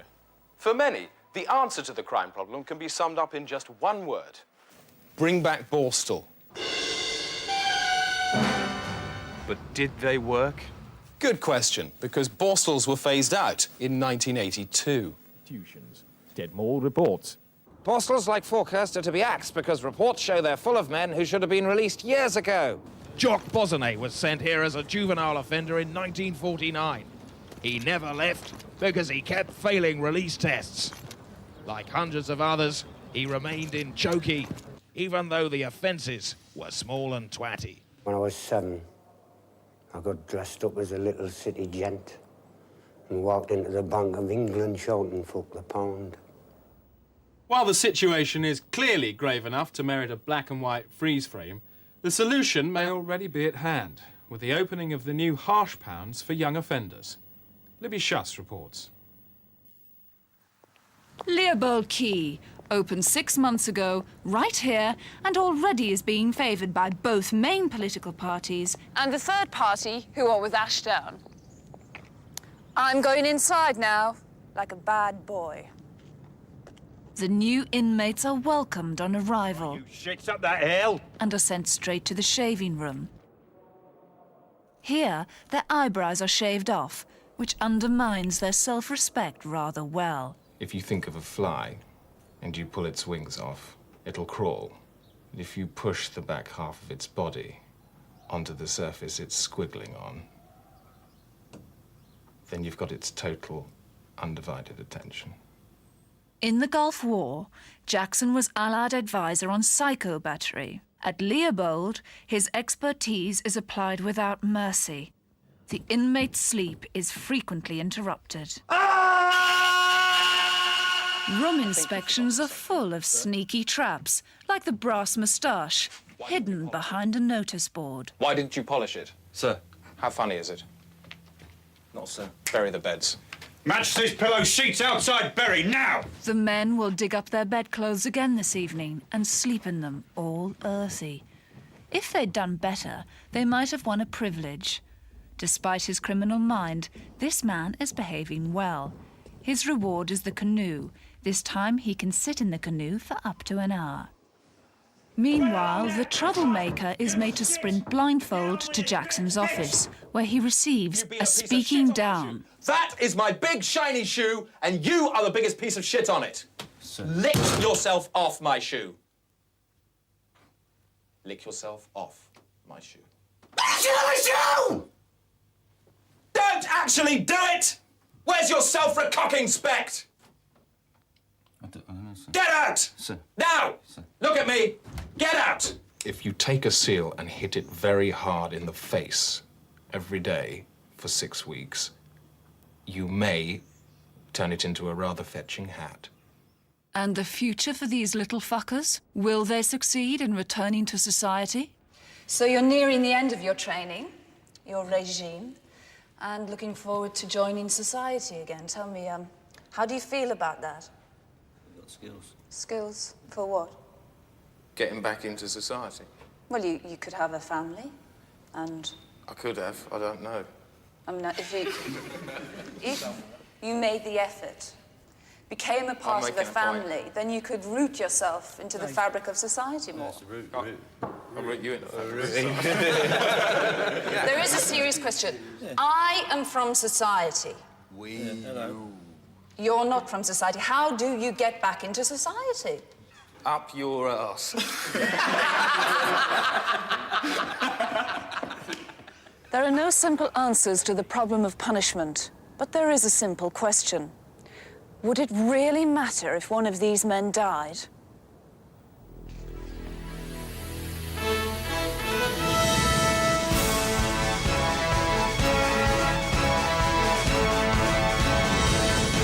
Perhaps the most positive step has come from the Home Office action group Key 2000, who produced a video to play to young offenders on their arrival in prison.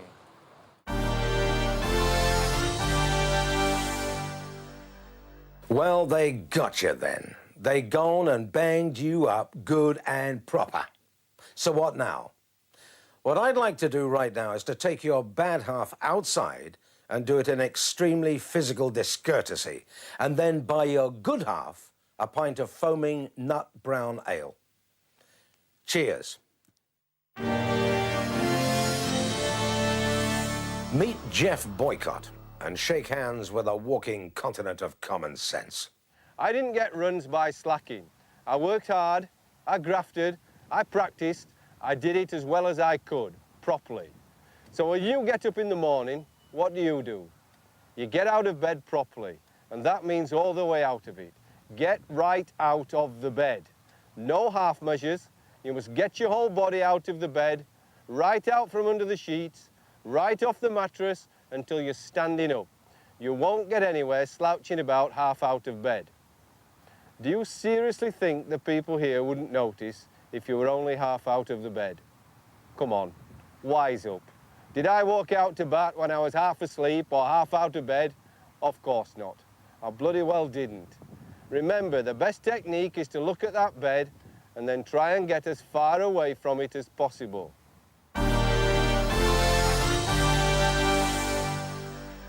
Gary Glitter said, good to be back, but in your case, that does not apply. I can't believe it, you little ponce. You gone done it again, ain't ya? Did you really like it so much last time? Did you? What? You didn't? Then why the hell did you come back? All right, easy now. No foaming nut brown ale for you this time, but here, for God's sake, listen to this and do us a favour, mate. Pay attention. This time. I've been asked to read the words of a successful reformed criminal, someone who got a grip. And this is what he says: remember that your life in prison is like a dog in a box. What you've got to do is make the dog bigger than the box.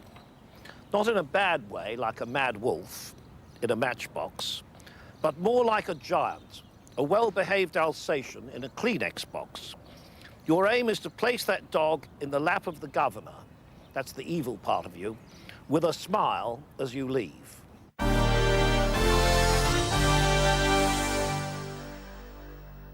You are a murderer, and I can only pray to God that you watch and you listen very carefully to this. Hello, you think you don't know me, don't you? Yes, but you do, because I'm the shopkeeper you shot in a mindless hold-up. You blew out my guts, remember? I'm the old lady whose head you stove in with a loose wardrobe in the middle of the night, remember? I'm the little boy whose face you stabbed off in panic when I found you robbing my house, remember? I'm Marvin Gaye, shot by my own father. Oh yes, you know me all right. Look at my eyes, murderer. You killed me. What the hell did you do that for? Look at me. Feel proud, do you? Do you even know what a feeling is? I do, but I can't have any more now because of you. You get out after 25 years, but me, I'm here forever. I hate you.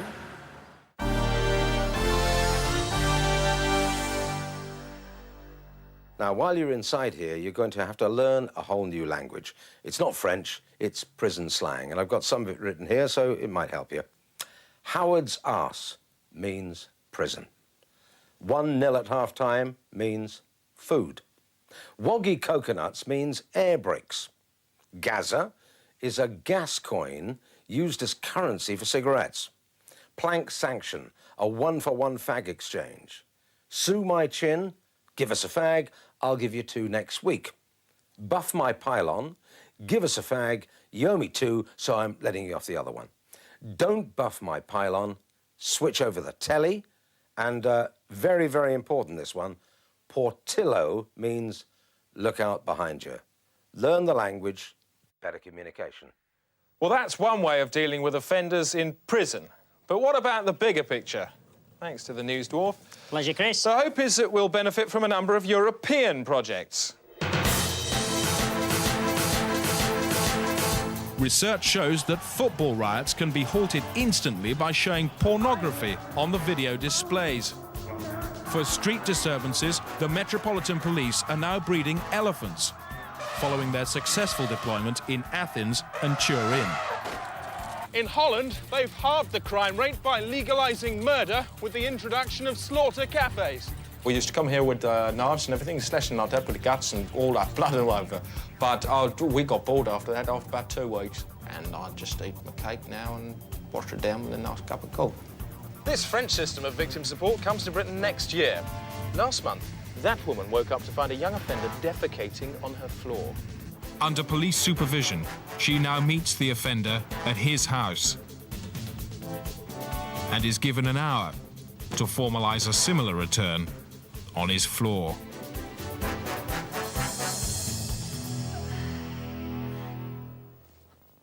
Good night. I'm sort of violently against hanging, for example. I believe no human's got the right to take another human's life. Hang on, let me get this right. So you shouldn't be allowed to take away someone's life? Now, what I'm saying is I personally... The penalty for taking away somebody's life should be the death penalty? No, I personally totally oppose the death penalty. But it's all right to take away someone's life? No, only in self-defence. So if you murder somebody, you've taken away their life. And in that circumstance only, then that person should be killed? No. No. I believe under no circumstances does one human being got the right to take another human being's life. No way, surely. That's my opinion. Oh, right, OK. I'm not saying it's... I mean, everything's about opinions. Is it? Yes, it is. What about capital punishment for murder only? No, I personally believe on moral grounds that no human being can take another human being's life. Well, if you didn't take their life, you just murdered them. Say that again. Well, if you didn't take somebody's life, but you just murdered them.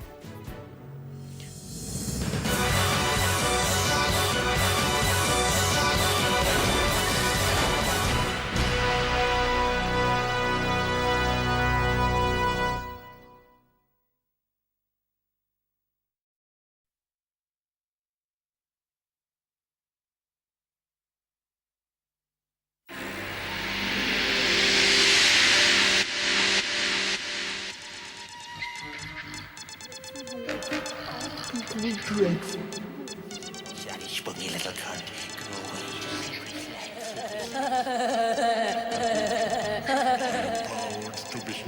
I am proud to be stupid. Tonight on Brass Eye, are we in a state of irreversible decline?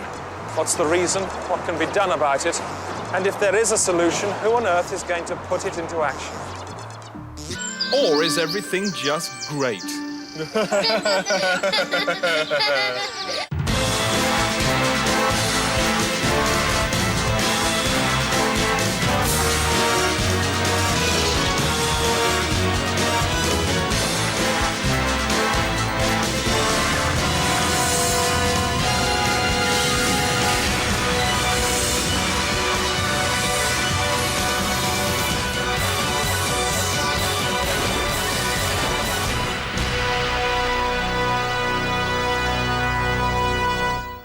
evening. Now, this is the nerve centre of tonight's programme. To help paint a true picture of the state of Britain, we have live surveillance cameras out. One of them has a reporter stuck on the front. Austin Tasseltine. Austin, what are you doing? I'm at a garage in the centre of Clapton in London, which is raided every 35 minutes, day and night. So we hope that during the next half hour or so, we may well see some action here this evening. We certainly do. Now, just 5 minutes ago, we received these disturbing pictures from a camera in a playground. They show an apparently innocent-looking children's game, which is in fact an exchange of drugs. There they go. And if you think about it, those two children are extremely lucky not to have been killed to bits. The state of Britain. 1996. What is the true state of Britain? Basking in rude health? Or sick to the guts. It's the moral-mometer now reading less than 2 morals per head, due to massive value hemorrhage. Some would say Tish and Fipsy, but others wouldn't, due to repeat woundings from weapons like this and this. This is where pop happens. And pop is always looking for trouble. The new single by Blouse is a song of love to Myra Hindley, and it's caused more stink than a bomb in one of those holes in the ground at a rock festival that everybody shits in. When I saw your photo in the press, I thought, is she blonde under her dress? I thought, I hope they make her take off her dress for the next one. But they didn't even know it would be so much better if they had dinner right sit down in a fag. Myra Hindley is a very complex woman, you know, and this song is about her hair. I used to have your picture in the toilet. I wanted you to see my naked body and oil it, but my mother had to catch me and spoil it. And I don't think even you could have given me more murder. I don't think there's a single reference in the song to her brain, which I think maybe add a slight problem. Every time I see your picture, Myra, I have to phone my latest girlfriend and fire her and find a prostitute that looks like you and Ira. Oh, the old Myra. I do think if somebody's gone and bought this record, just because of the fuss that's been made about it, I think they should throw it away. And then they should go and buy another copy because they like the song. You better watch out, lady, I'm gonna have you lady. Just because I want her, just because I can get her and you can't. So pogo on that, you twat.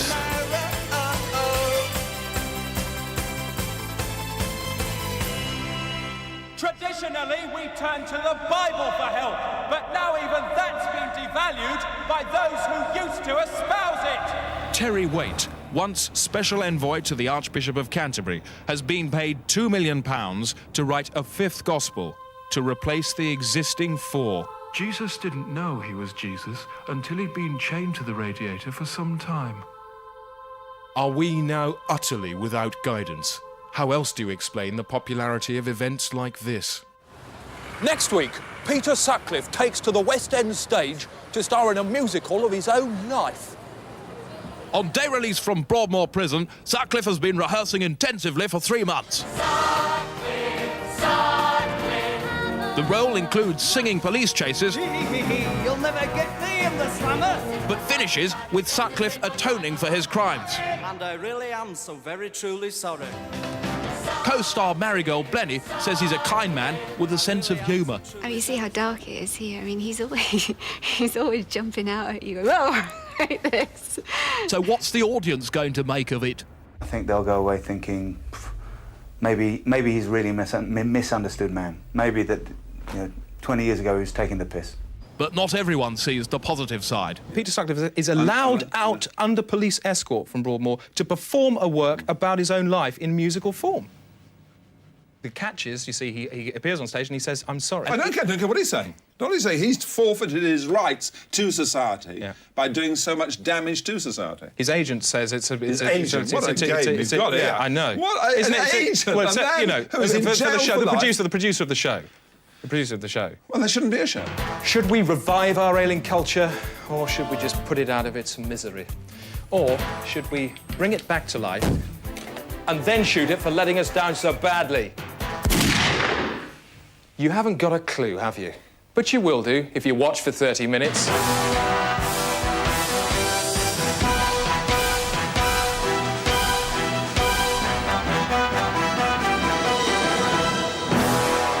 Now, if you want to take part in the programme and let us know what you think of Britain's state of decline, then please do make use of our phones. Just like to check at that garage where there could be an incident at any moment. Austin Tasseltine is there. Austin, anything... Austin, oi! Anything happened? No, nothing. Well, I mean, earlier on there was a small incident with a pen, but no, nothing serious, no. Can you tell me exactly what you mean by a small incident with a pen? Well, we don't know for sure. So why mention it? Just, it was a small incident, that's all, with a pen. Thanks, Austin.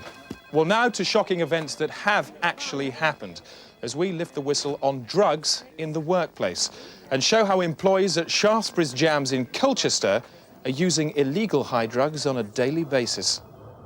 Shaftesbury's Jam has run at a profit since 1977. Staff are encouraged to use cannabis, cocaine, crack and heroin whenever they feel the need. It's the weekly production meeting. The new product, Loganberry Jam, is behind schedule. Yeah, there is a delay. It's a twofold problem, really. I needed a clearer indication from marketing about 5 weeks ago of the shape of jar that we were going for. If I'd had it then, we'd only be about a week behind now. But I've got a couple of points I'd like to make here. I mean, Graham's lead times are way too long. They're not my lead times. These are the times given to me by the company. The company has used drugs to improve its performance for the past 17 years. Far too long. That's what's holding us up. Exactly. An hour later, the drugs are speeding efficiency and decision-making. The odd shirt is changed as old veins are damaged, and a small vomiting has taken place. There's no conceivable way we can make a profit. It's pretty fucking simple. The only problem seems to be Matthew, a new recruit from Spiller's Dog Foods, who's inexperienced at crack. Prestige jam, and that's what we've done. He's beginning to suffer. Having 75% fruit content. We do still have a prestigious product, Mandy, but I must agree with Matthew on this point. Because of financial restraints, our hands are tied. What if the lids were berry-shaped? Okay. We could have berry-shaped lids. No, we'll start at 70%, and then over a 2-year period, we'll decrease to a 55%. 18 months. I don't see how we can do that. Well, because of our restraints, I'm afraid. Run it. Go with what I decided. And I've decided that we'll start at 70%, and over a 2-year period, we'll reduce to 55%. 18 months. No, I think 2 years has got to be the period, Matthew. I think 18 months is too short a time. Next business. Apricots. More jar trouble, Graham. Yeah. They're breaking. It's just it's a temperature control. Jam's coming out about a couple of degrees hotter than normal. Just really got to work on the thermostat of the valves. You should be all right. It's nothing to do with the German machinery. No, the machinery's fine. With the machinery itself. In time, Matthew will learn his level. With company profits still rising, it is unlikely that anyone here will want to change the chemistry.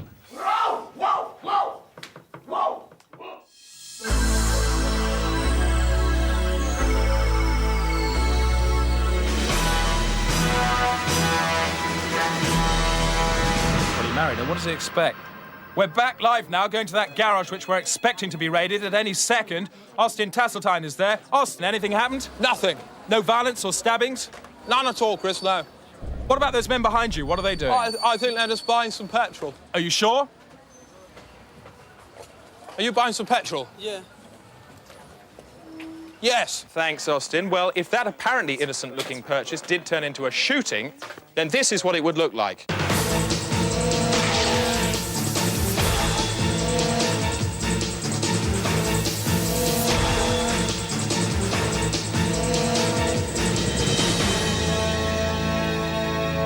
Now, according to experts, that's exactly what would happen. We certainly hope so, yes. Belt up.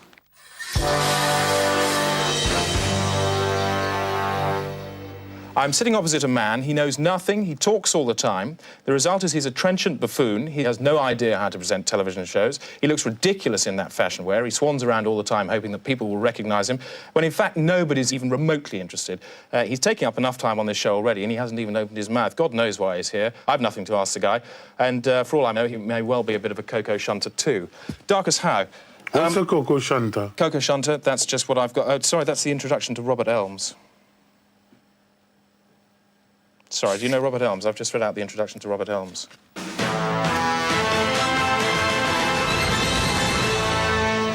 just caught fire. It wasn't my fault. Back to our live cameras now. Austin Tasseltine is at that garage. We're expecting to be raided at any moment now. Austin, any incidents yet? There's still nothing going on here, Chris, apart from young Seagull that seems to have broken into the booth and is making the man there rather unhappy. Fucking bird.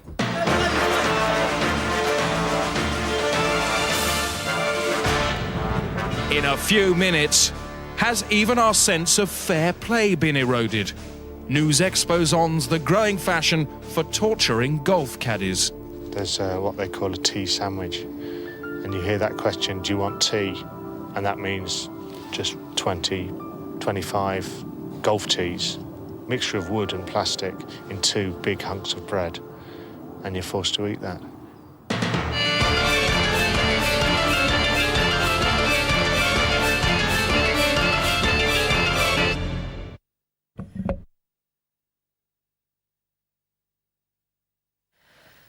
The broadcaster and entertainer Clive Anderson has been shot dead by television host Noel Edmonds at his house in Cornwall this evening.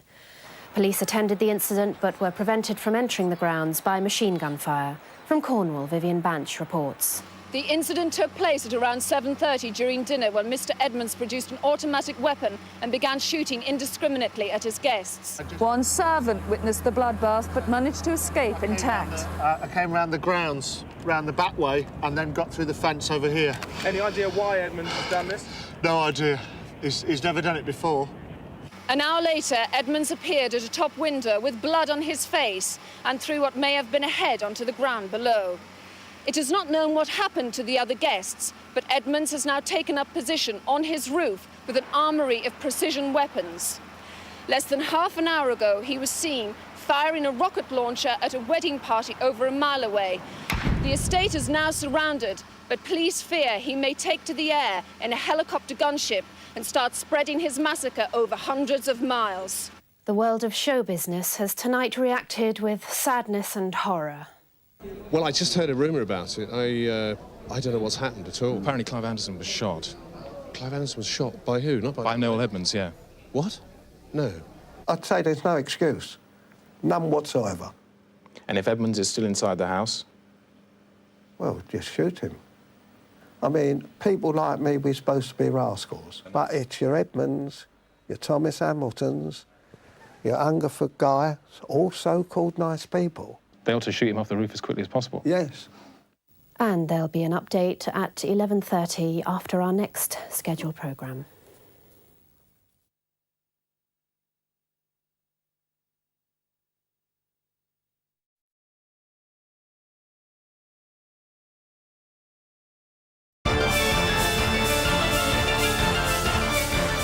Coming up, can our decline be blamed on God? This is the house of God. So where's the landlord? It's infested with rot. I doubt if he's paid a visit in 20 years. These people, look at them. They're nothing more than tenants in a dead man's shack. That idiot pukes it out and they hoover it up like sick puppies. Just a second, Father. When did you last check your facts? My point entirely. We've had this book analysed. It reads like the ramblings of a drugged horse. The question tonight, is God confused like his prating truth pimps, or is he dead?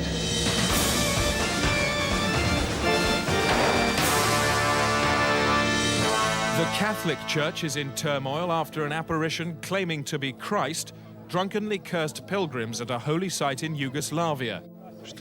He called us fucking idiots and said drink St. Peter's piss. Cardinal Hume was badly shaken by the vision and today issued what could be a resignation statement, saying, "It was bad enough to see him curse like a footballer, but I lost my faith completely when he farted on my balls."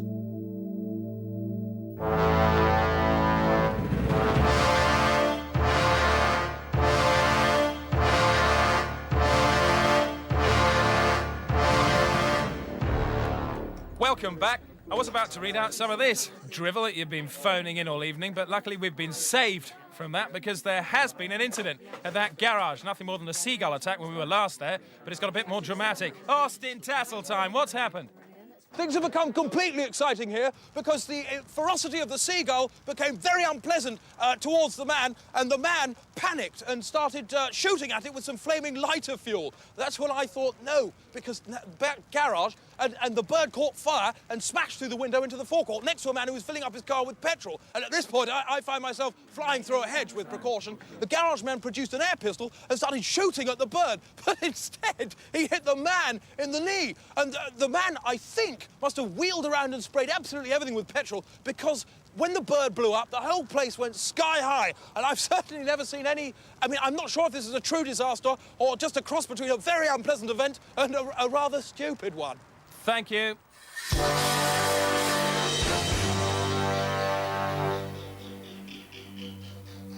This is the Frankie Fraser madometer, right? So it's a low miff down here, a mad as a lorry up that end, and all the stages in between. Some examples, right? Somebody gives you a bit of verbal GBH of the ear roll. Is that low? That's low, yeah. That's low, OK, so that might go there. Some Herbert's touching up your bird. Wouldn't like that, no. OK, fondled by a nonce. Oh, he'd suffer for that. Right, OK, so that might be up here. Being grassed up to the filth. That would have to go up here. Right up here. OK, now I'm interested to see what happens now. Reading about a pervert who interferes with the kids. Well, if you had another one further along here... So that can go actually off the scale? Yeah. All right, and I just want to... Anything go with him. Anything at all? Anything. Right. Here you are being grassed up to the filth. How would you feel if you there had accidentally grassed yourself? Well, that's my own fault in the beard, wasn't it? So that will make you less mad? Well, if I've accidentally grassed yourself, you'd have yourself to blame. But how on earth could you grass yourself? I don't know, you might have got drunk or something, you might have given yourself away. No way, no, you don't do that. That can't happen, no. We're too experienced now. Was there ever a time when you weren't experienced? Never, no. Do you think you were born experienced enough not to grass yourself? I think so, yeah.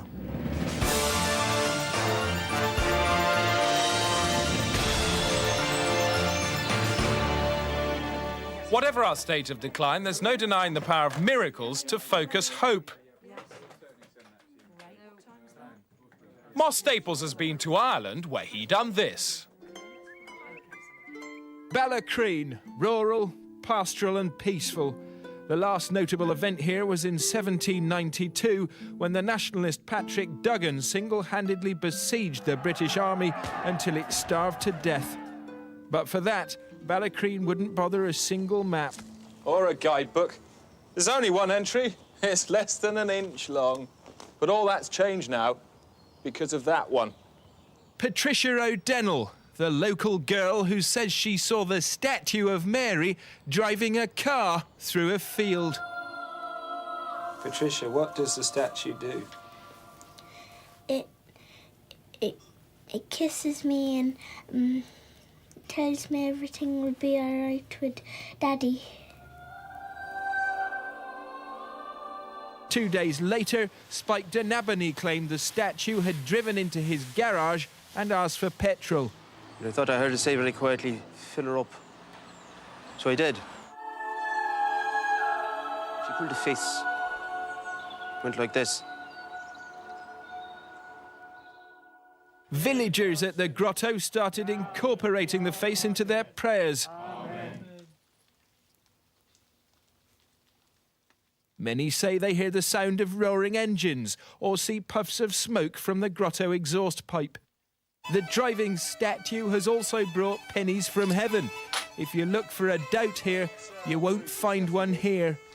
Proof for me is that they found a white plaster powder and they're after sending it off for testing, and the results came back and there's virgin DNA in the plaster. No one takes it more seriously than Patricia's mother. I gently suggested she might like to pray in the middle of the road, and that if she were to be killed by a car, then the chances of her going to heaven would be higher. When you're kneeling in the road, do you think, I want a car to come and hit me? Yes. Kneeling girls, statues, driving cars. What's going on? 10 years ago, a man was arrested in the area for driving statues around in a car. Was it him? Right, not you then. He told us not. Could the priest explain it? Well, I think it's unlikely it was a miracle, but the fact that the car has been driven on the right-hand side might indicate that she came from the Holy Land. No. The most likely explanation is that people are just seeing some blue light bouncing off a strut. But try telling that to these bog-brain Murphys. You'd have more chance of getting a blowjob from the Pope.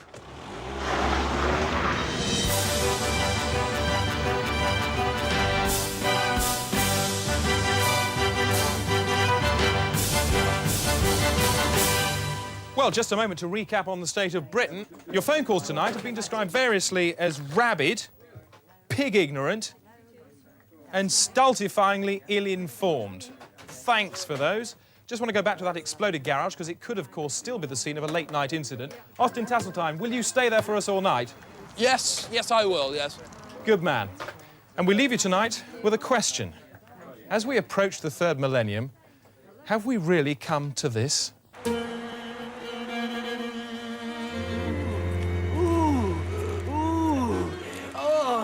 I'm afraid the answer is yes. Good night.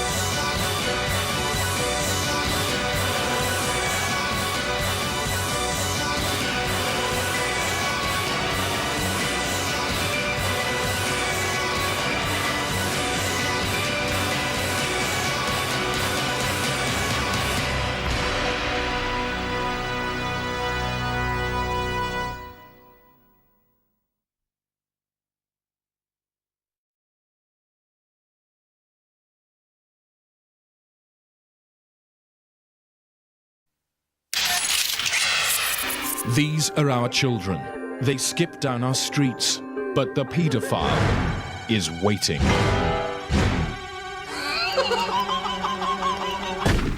Take a look at this. What is it? Just a hillside? Look again. There's a child there, no more than a blue speck. But the fact is, if you show this picture to a paedophile, they'll actually try and attack it in an attempt to reach the child. That's the sort of warped mindset we're dealing with. Even our most drastic measures don't work.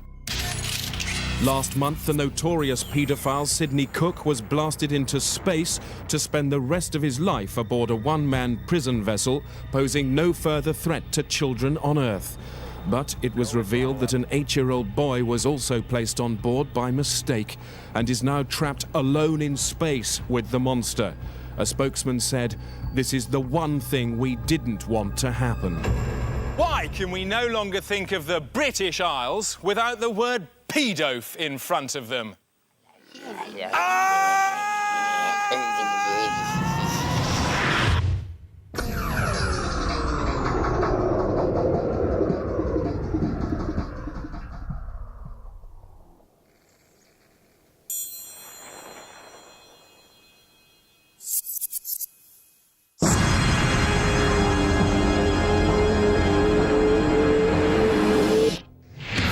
Good evening. We're live tonight from the epicenter of Operation Daisy Bird. Welcome to Paedogeddon. People like this are everywhere. That's why my own children are here with me. Good night, children. They're safe tonight. Are yours? I doubt it. That's why we've taken over every major stadium in the country. Please, we must have your children safe in one of those by midnight. They're already filling up nicely, and that's a check-in area in Cardiff, and you can see clowns there fitting children with anti-paedophile canisters. Those canisters can be remotely activated if the child goes missing. They put off paedophiles by spraying the child with 8 litres of pressurised sewerage. We're after your help too. Security footage of a paedophile disguised as a school. He's been getting away with it in Sheffield for 12 years. Do you know him? Have you seen him? Please call. Yes, we must catch that man. He really is a shit. But let's start with a look at how the paedophile problem has grown over the years. Victorian Britain. This man is having sex with a 10-year-old girl. In our reconstruction, she's played by a 25-year-old woman. The breasts are inaccurate. A child's breasts are small. The nipples, much like those of a boy. But this isn't paedophilia. The girl's a whore. Can I have the money now, please? In the 1950s, a national questionnaire explained exactly what a paedophile was. Each man in Britain was asked if he thought he was one. 92% said yes. 1969 and the summer of Pan saw thousands of young paedophiles party without shame in parks and fields. And as late as 1973, people still thought nothing of hits like Playground Bangaround. Turn right inside, turn little boy on the slide, little girl on the swing. As I sing the whole thing. Playground Bangaround, bang a little boy, girl. Playground Bangaround, bang a little girl. But today, the number of children having sex with adults is beyond belief. If you define a child as anyone under 30, the figure is over 86%. Institutional paedophilia spreads wide rife. So what measures did you take to ensure this man wouldn't offend again? We invited a 10-year-old boy into the room and we asked the man, "Are you attracted to this boy?" And he said no. And you believed him? Yes. Even though on that occasion he put his hand down the boy's trousers? He was trying to save the boy from a fly. We have become a people confused. Dear sir, I am a paedophile. Please can I have sex with this 3-year-old girl now that she's 21? No way. You should be in a mental asylum. A large crowd has gathered outside Dredgemore Prison tonight to protest against tomorrow's planned release of the notorious paedophile, Jez North. Ted Moore has this there. Yes, and I don't know if you can sense the air of aggression here, but 10 minutes ago, we threw this crowd a dummy full of guts. It lasted just 8 seconds. This is very much a protest that swallowed a bomb and given the detonator to a monkey. What's that behind you, Ted? The giant, dressed as a girl, it's been here all day. Thanks, Ted. So who is Jez North? In 1986, Jez North was convicted for multiple acts. We believe his story is actually too upsetting to transmit.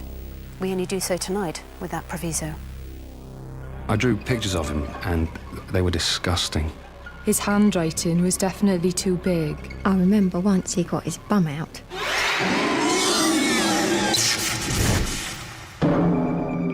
Like so many of his kind, North was required to leave school after passing exams and took a job delivering potatoes.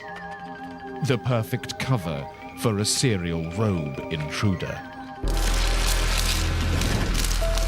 By night, he trawled these hell blocks for innocent vulnerables.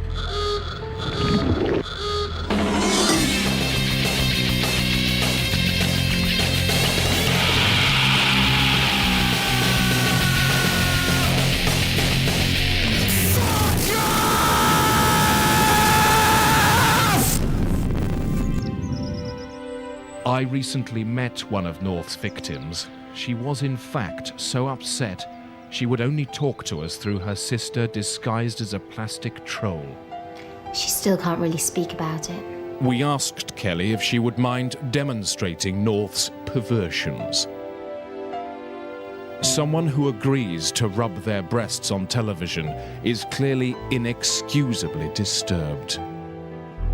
But incredibly, it took the police another 8 years to bring North to justice. At this house, on the 26th of March 1986, North was arrested. He received 4 life sentences to run, Austin Tasseltine, sequentially. Thanks, Austin. But even in prison, North's rastopedic impulses found new outlets. He was allowed to write articles for a magazine, edited by a man who at that time had a 9-year-old nephew with a nice pink arse and no hair on his balls. The orgy of sly-winking usury was only brought to an end by a stairwell nonce-bashing, which left North brain-dead and quadraspazzed on a life glug. Jez North is released tomorrow. Can we be sure that pervert mechanics haven't built him one of these? Of course we can't, which is why your children could very soon be splatted by a roboplegic wrongcock. Now, what are the facts about paedophiles? Lardon Iridesco reports. This is Noah Fink, the country's leading authority on paedophiles, using Britain's best-loved heads... And I'm talking nonsense. ...to broadcast paedophile facts. This is a crab. This has sex with kids. To those most in danger. Let's just get one thing straight. The British Army has never launched an offensive against a 6-year-old child. Gerald Howarth here for Noah Fink, incorporating no offence, no offence, no offence, and no thanks. Paedophiles are very good at disguising themselves. These are 2 photographs of the same paedophile, before and after. And it works too. This man is still at large in the United States. He's believed to have a low-status job inside the music industry. How brazen and shameless is the modern paedophile? Well, take a look at this card here. What sort of sick individual puts things like this up in a telephone box? What sort of thing was going through his mind? Genetically, paedophiles have more genes in common with crabs than they do with you and me. Now that is scientific fact. There's no real evidence for it, but it is scientific fact. Children today often have mobile phones, but so too do paedophiles using text message slang. And because they're on edge, they dial wrong numbers. So watch out for these.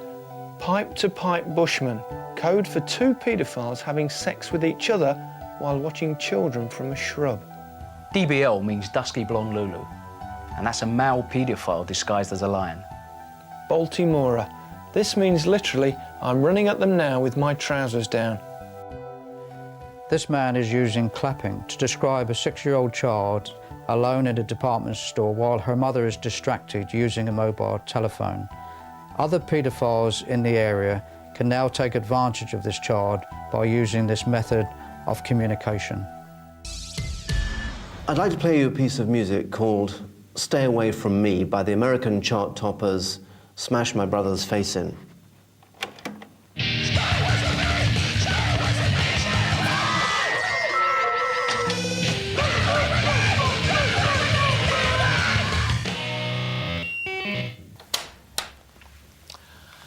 A paedophile would be really nonplussed if you opened your mouth and that noise came out, so learn it.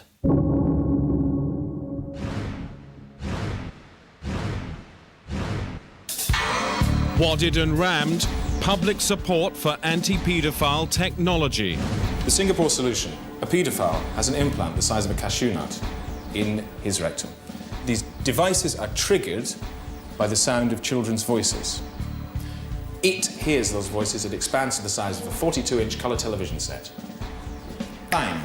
They fall to the ground, shrieking, and the children are safe. Sounds good. Very good. Very good idea. Yeah. Brilliant. Yes. And a self-confessed paedophile is confronted with what he is. You are a paedophile. You are a nonce. You are a perv. You're a slot badger. You're a 2-pin din plug. You're a bush dodger. You're a small beam regarder. You're an Unabummer. You're a nut administrator. You're a bent ref. You're the crazy world of Arthur Brown. You're a fence foal. You're a free willy. You're a chimney bottler. You're a bunty man. You're a shrub rocketeer.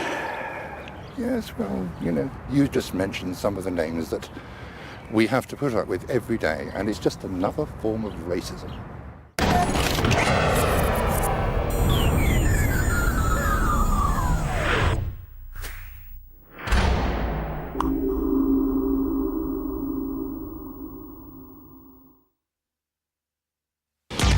You're pedophiles, delivering justice unto men who prey sex on our children. Men who have sacrificed the right to a life without pain. I know how they look. I know how they think. I was one, for Christ's sake. 10 years ago, I had designs on my own kids. I knew that one day I might act on them. So to stop me, I shot myself in my own head. I'd killed the pedophile in me. Now I do the same for society. Because these men have chosen the way of the animal. They don't deserve punishment. They deserve punishment. The Pedophile starts next week on 4, straight after Pedophile Island. 100 kids and an ex-offender on an island full of cameras. What's going to happen?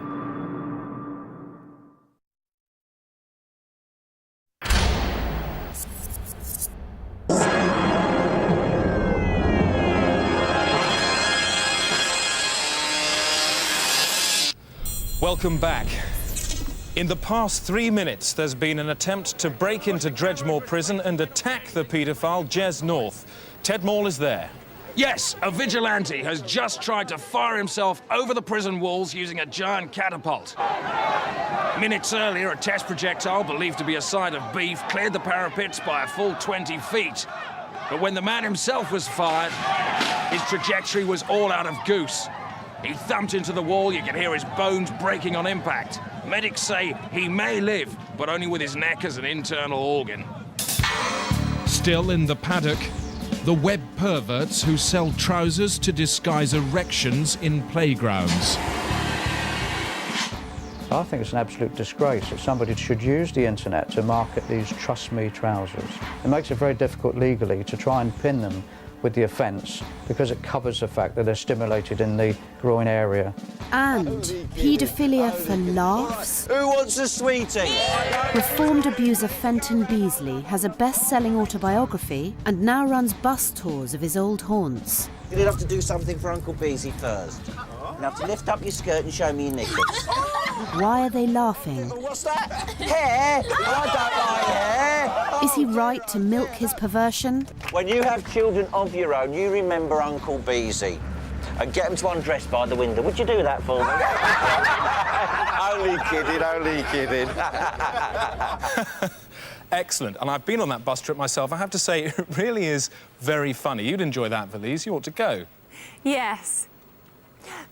Most stadiums are over half full now. There is a parent riot currently in Leeds, which started after a paedophile in a microlight committed an overhead perversion at Headingley Stadium. But police helicopters soon chased him into pylons where he crashed screaming like a pig in a war. So what's next for Britain? Tarted up tots at American pageants. How long before we see this in Nuneaton or Diss? Look at these. Oh, are they real? Well, they're enhanced. Oh, Like 'em? oh, they are so cute. Well, we didn't want to go too big. No. I jiggle. Oh, God, get some of those for you, baby. They are. Our children are already obsessed by the American rap artist J.L. Bate.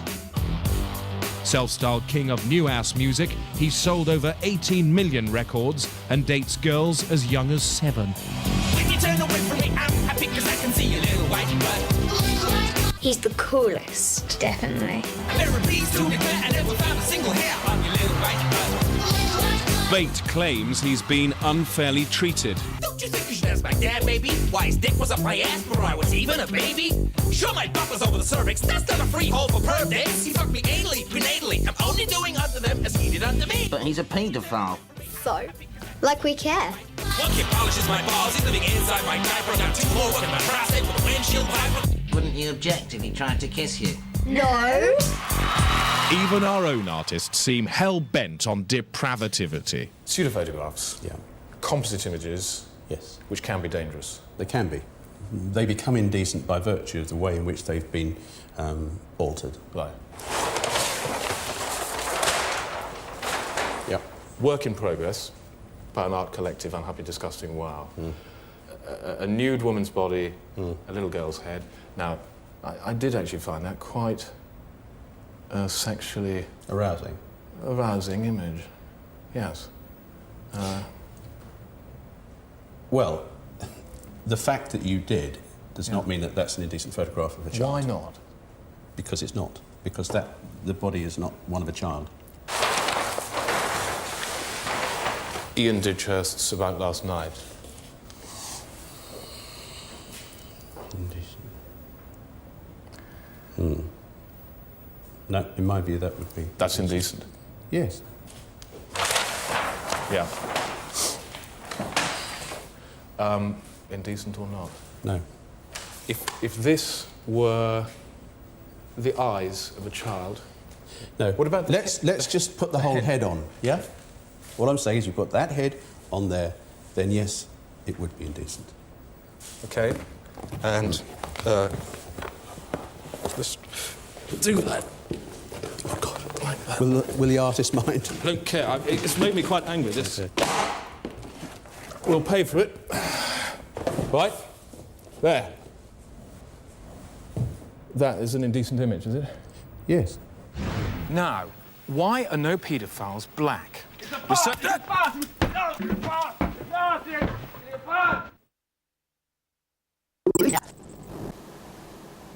And you leave the kids alone. Or else. Now, a quick recap for you. Paedophiles, crabs, simple. Hold that thought for you. Your Get me out of here! Just a second. I'm sorry, but we've been invaded by members of the militant paedophile organisation Millet P. This is their leader, Gerard Choate. Now listen a second. You've broken in here demanding to have your say on live television. What? Tell us what you believe. What? What do you believe? I believe that intergenerational sex is appropriate within loving... Sex with children? Yes. Stop right there. Come on. Well done, mate. OK. That's my son, Johnny, all right? Have a look at him. Now, are you prepared to tell me you want to have sex with my son? No. You're ashamed, aren't you? No, I'm not ashamed. All right, then tell me you want to have sex with my son. I don't. Why not? I don't fancy him. What do you mean? I just don't. I don't find him attractive, I'm sorry. Good. Actually, you're prepared to tell the father of a 6-year-old that you want to have sex with him on live television. I didn't. Effectively, you did. You did. He did, Swan Cheetah. He did, didn't he? Yes, I mean, that is just so... Yeah. I didn't. You did. Online games.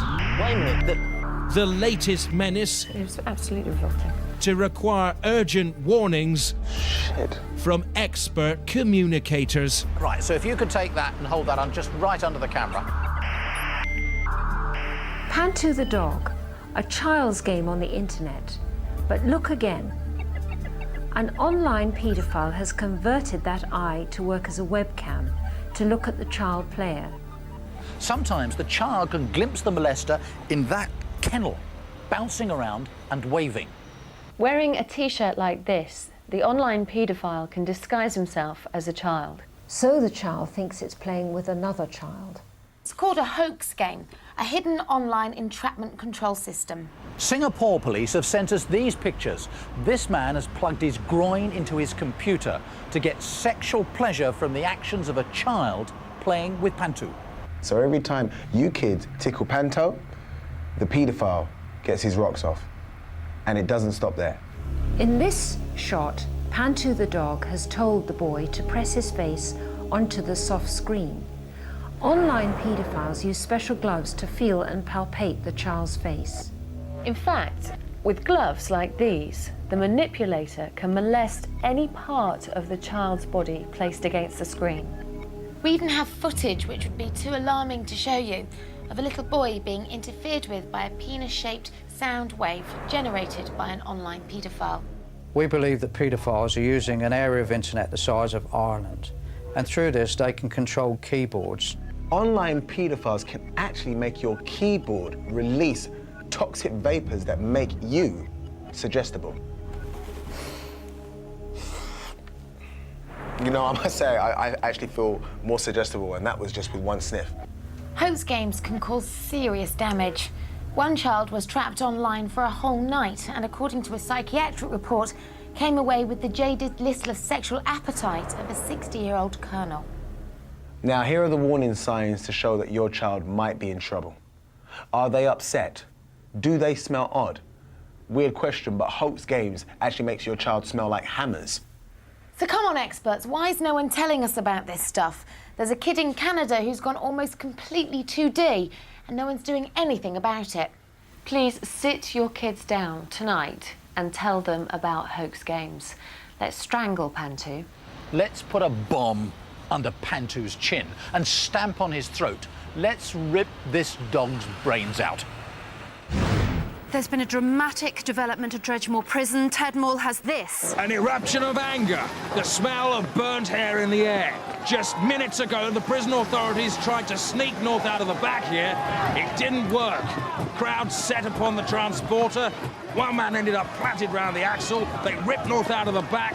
And at that point, we became ominously aware of a 25-foot wicker phallus. Seconds later, North was ablaze. Sheets of flame dancing to the beat of primitive animal justice.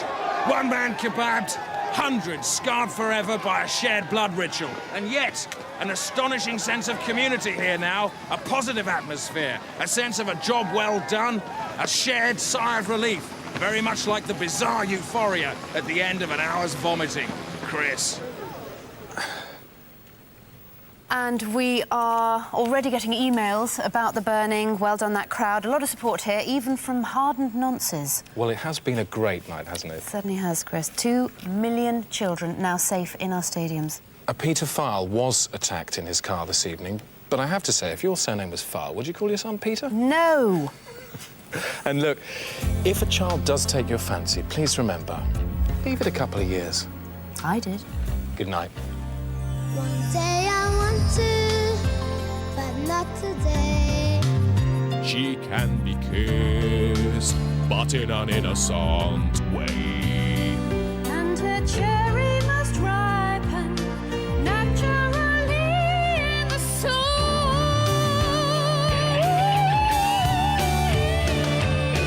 We're not ready yet, we're not ready yet, we're not ready today. There's a little minx. Should I buy her with drinks? No! But not today, not even tomorrow. But maybe the day after that. Do you feel children are underestimated and their power to make decisions is underestimated? Very much so. And yet we know from history that there was a 4-year-old general at Waterloo. Absolutely. A headmaster in China who was 3. Yes. I mean, we know, for example, that Idi Amin had a smothering, slobbering aunt. Yes, precisely. And could he say no to her? Perhaps not. I mean, if you don't make a problem out of it, then it won't become such a problem. And you won't have so many damaged people. Tête derrière. Yes, quite frankly, yes. Last night, a DJ saved my life. How? By writing this music, which contains advice on avoiding strangers. And who was the DJ? It was none other than DJ Bob Hoskins going mental in a dustbin.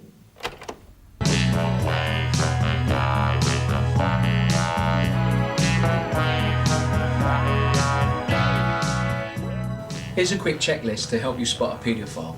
And they're all taken from police reports in the last 6 months. If someone tells you to take your clothes off in case your thumbs get too hot. If someone shows you a model of your hometown and all the houses look like penises. If someone thinks goldfish are the same as flatfish, no, there's something wrong. Nonsense. Put that in your ears last thing at night, because the lesson trickles in. And behavioral psychology tells us that in the morning you'll be 17.8% safer.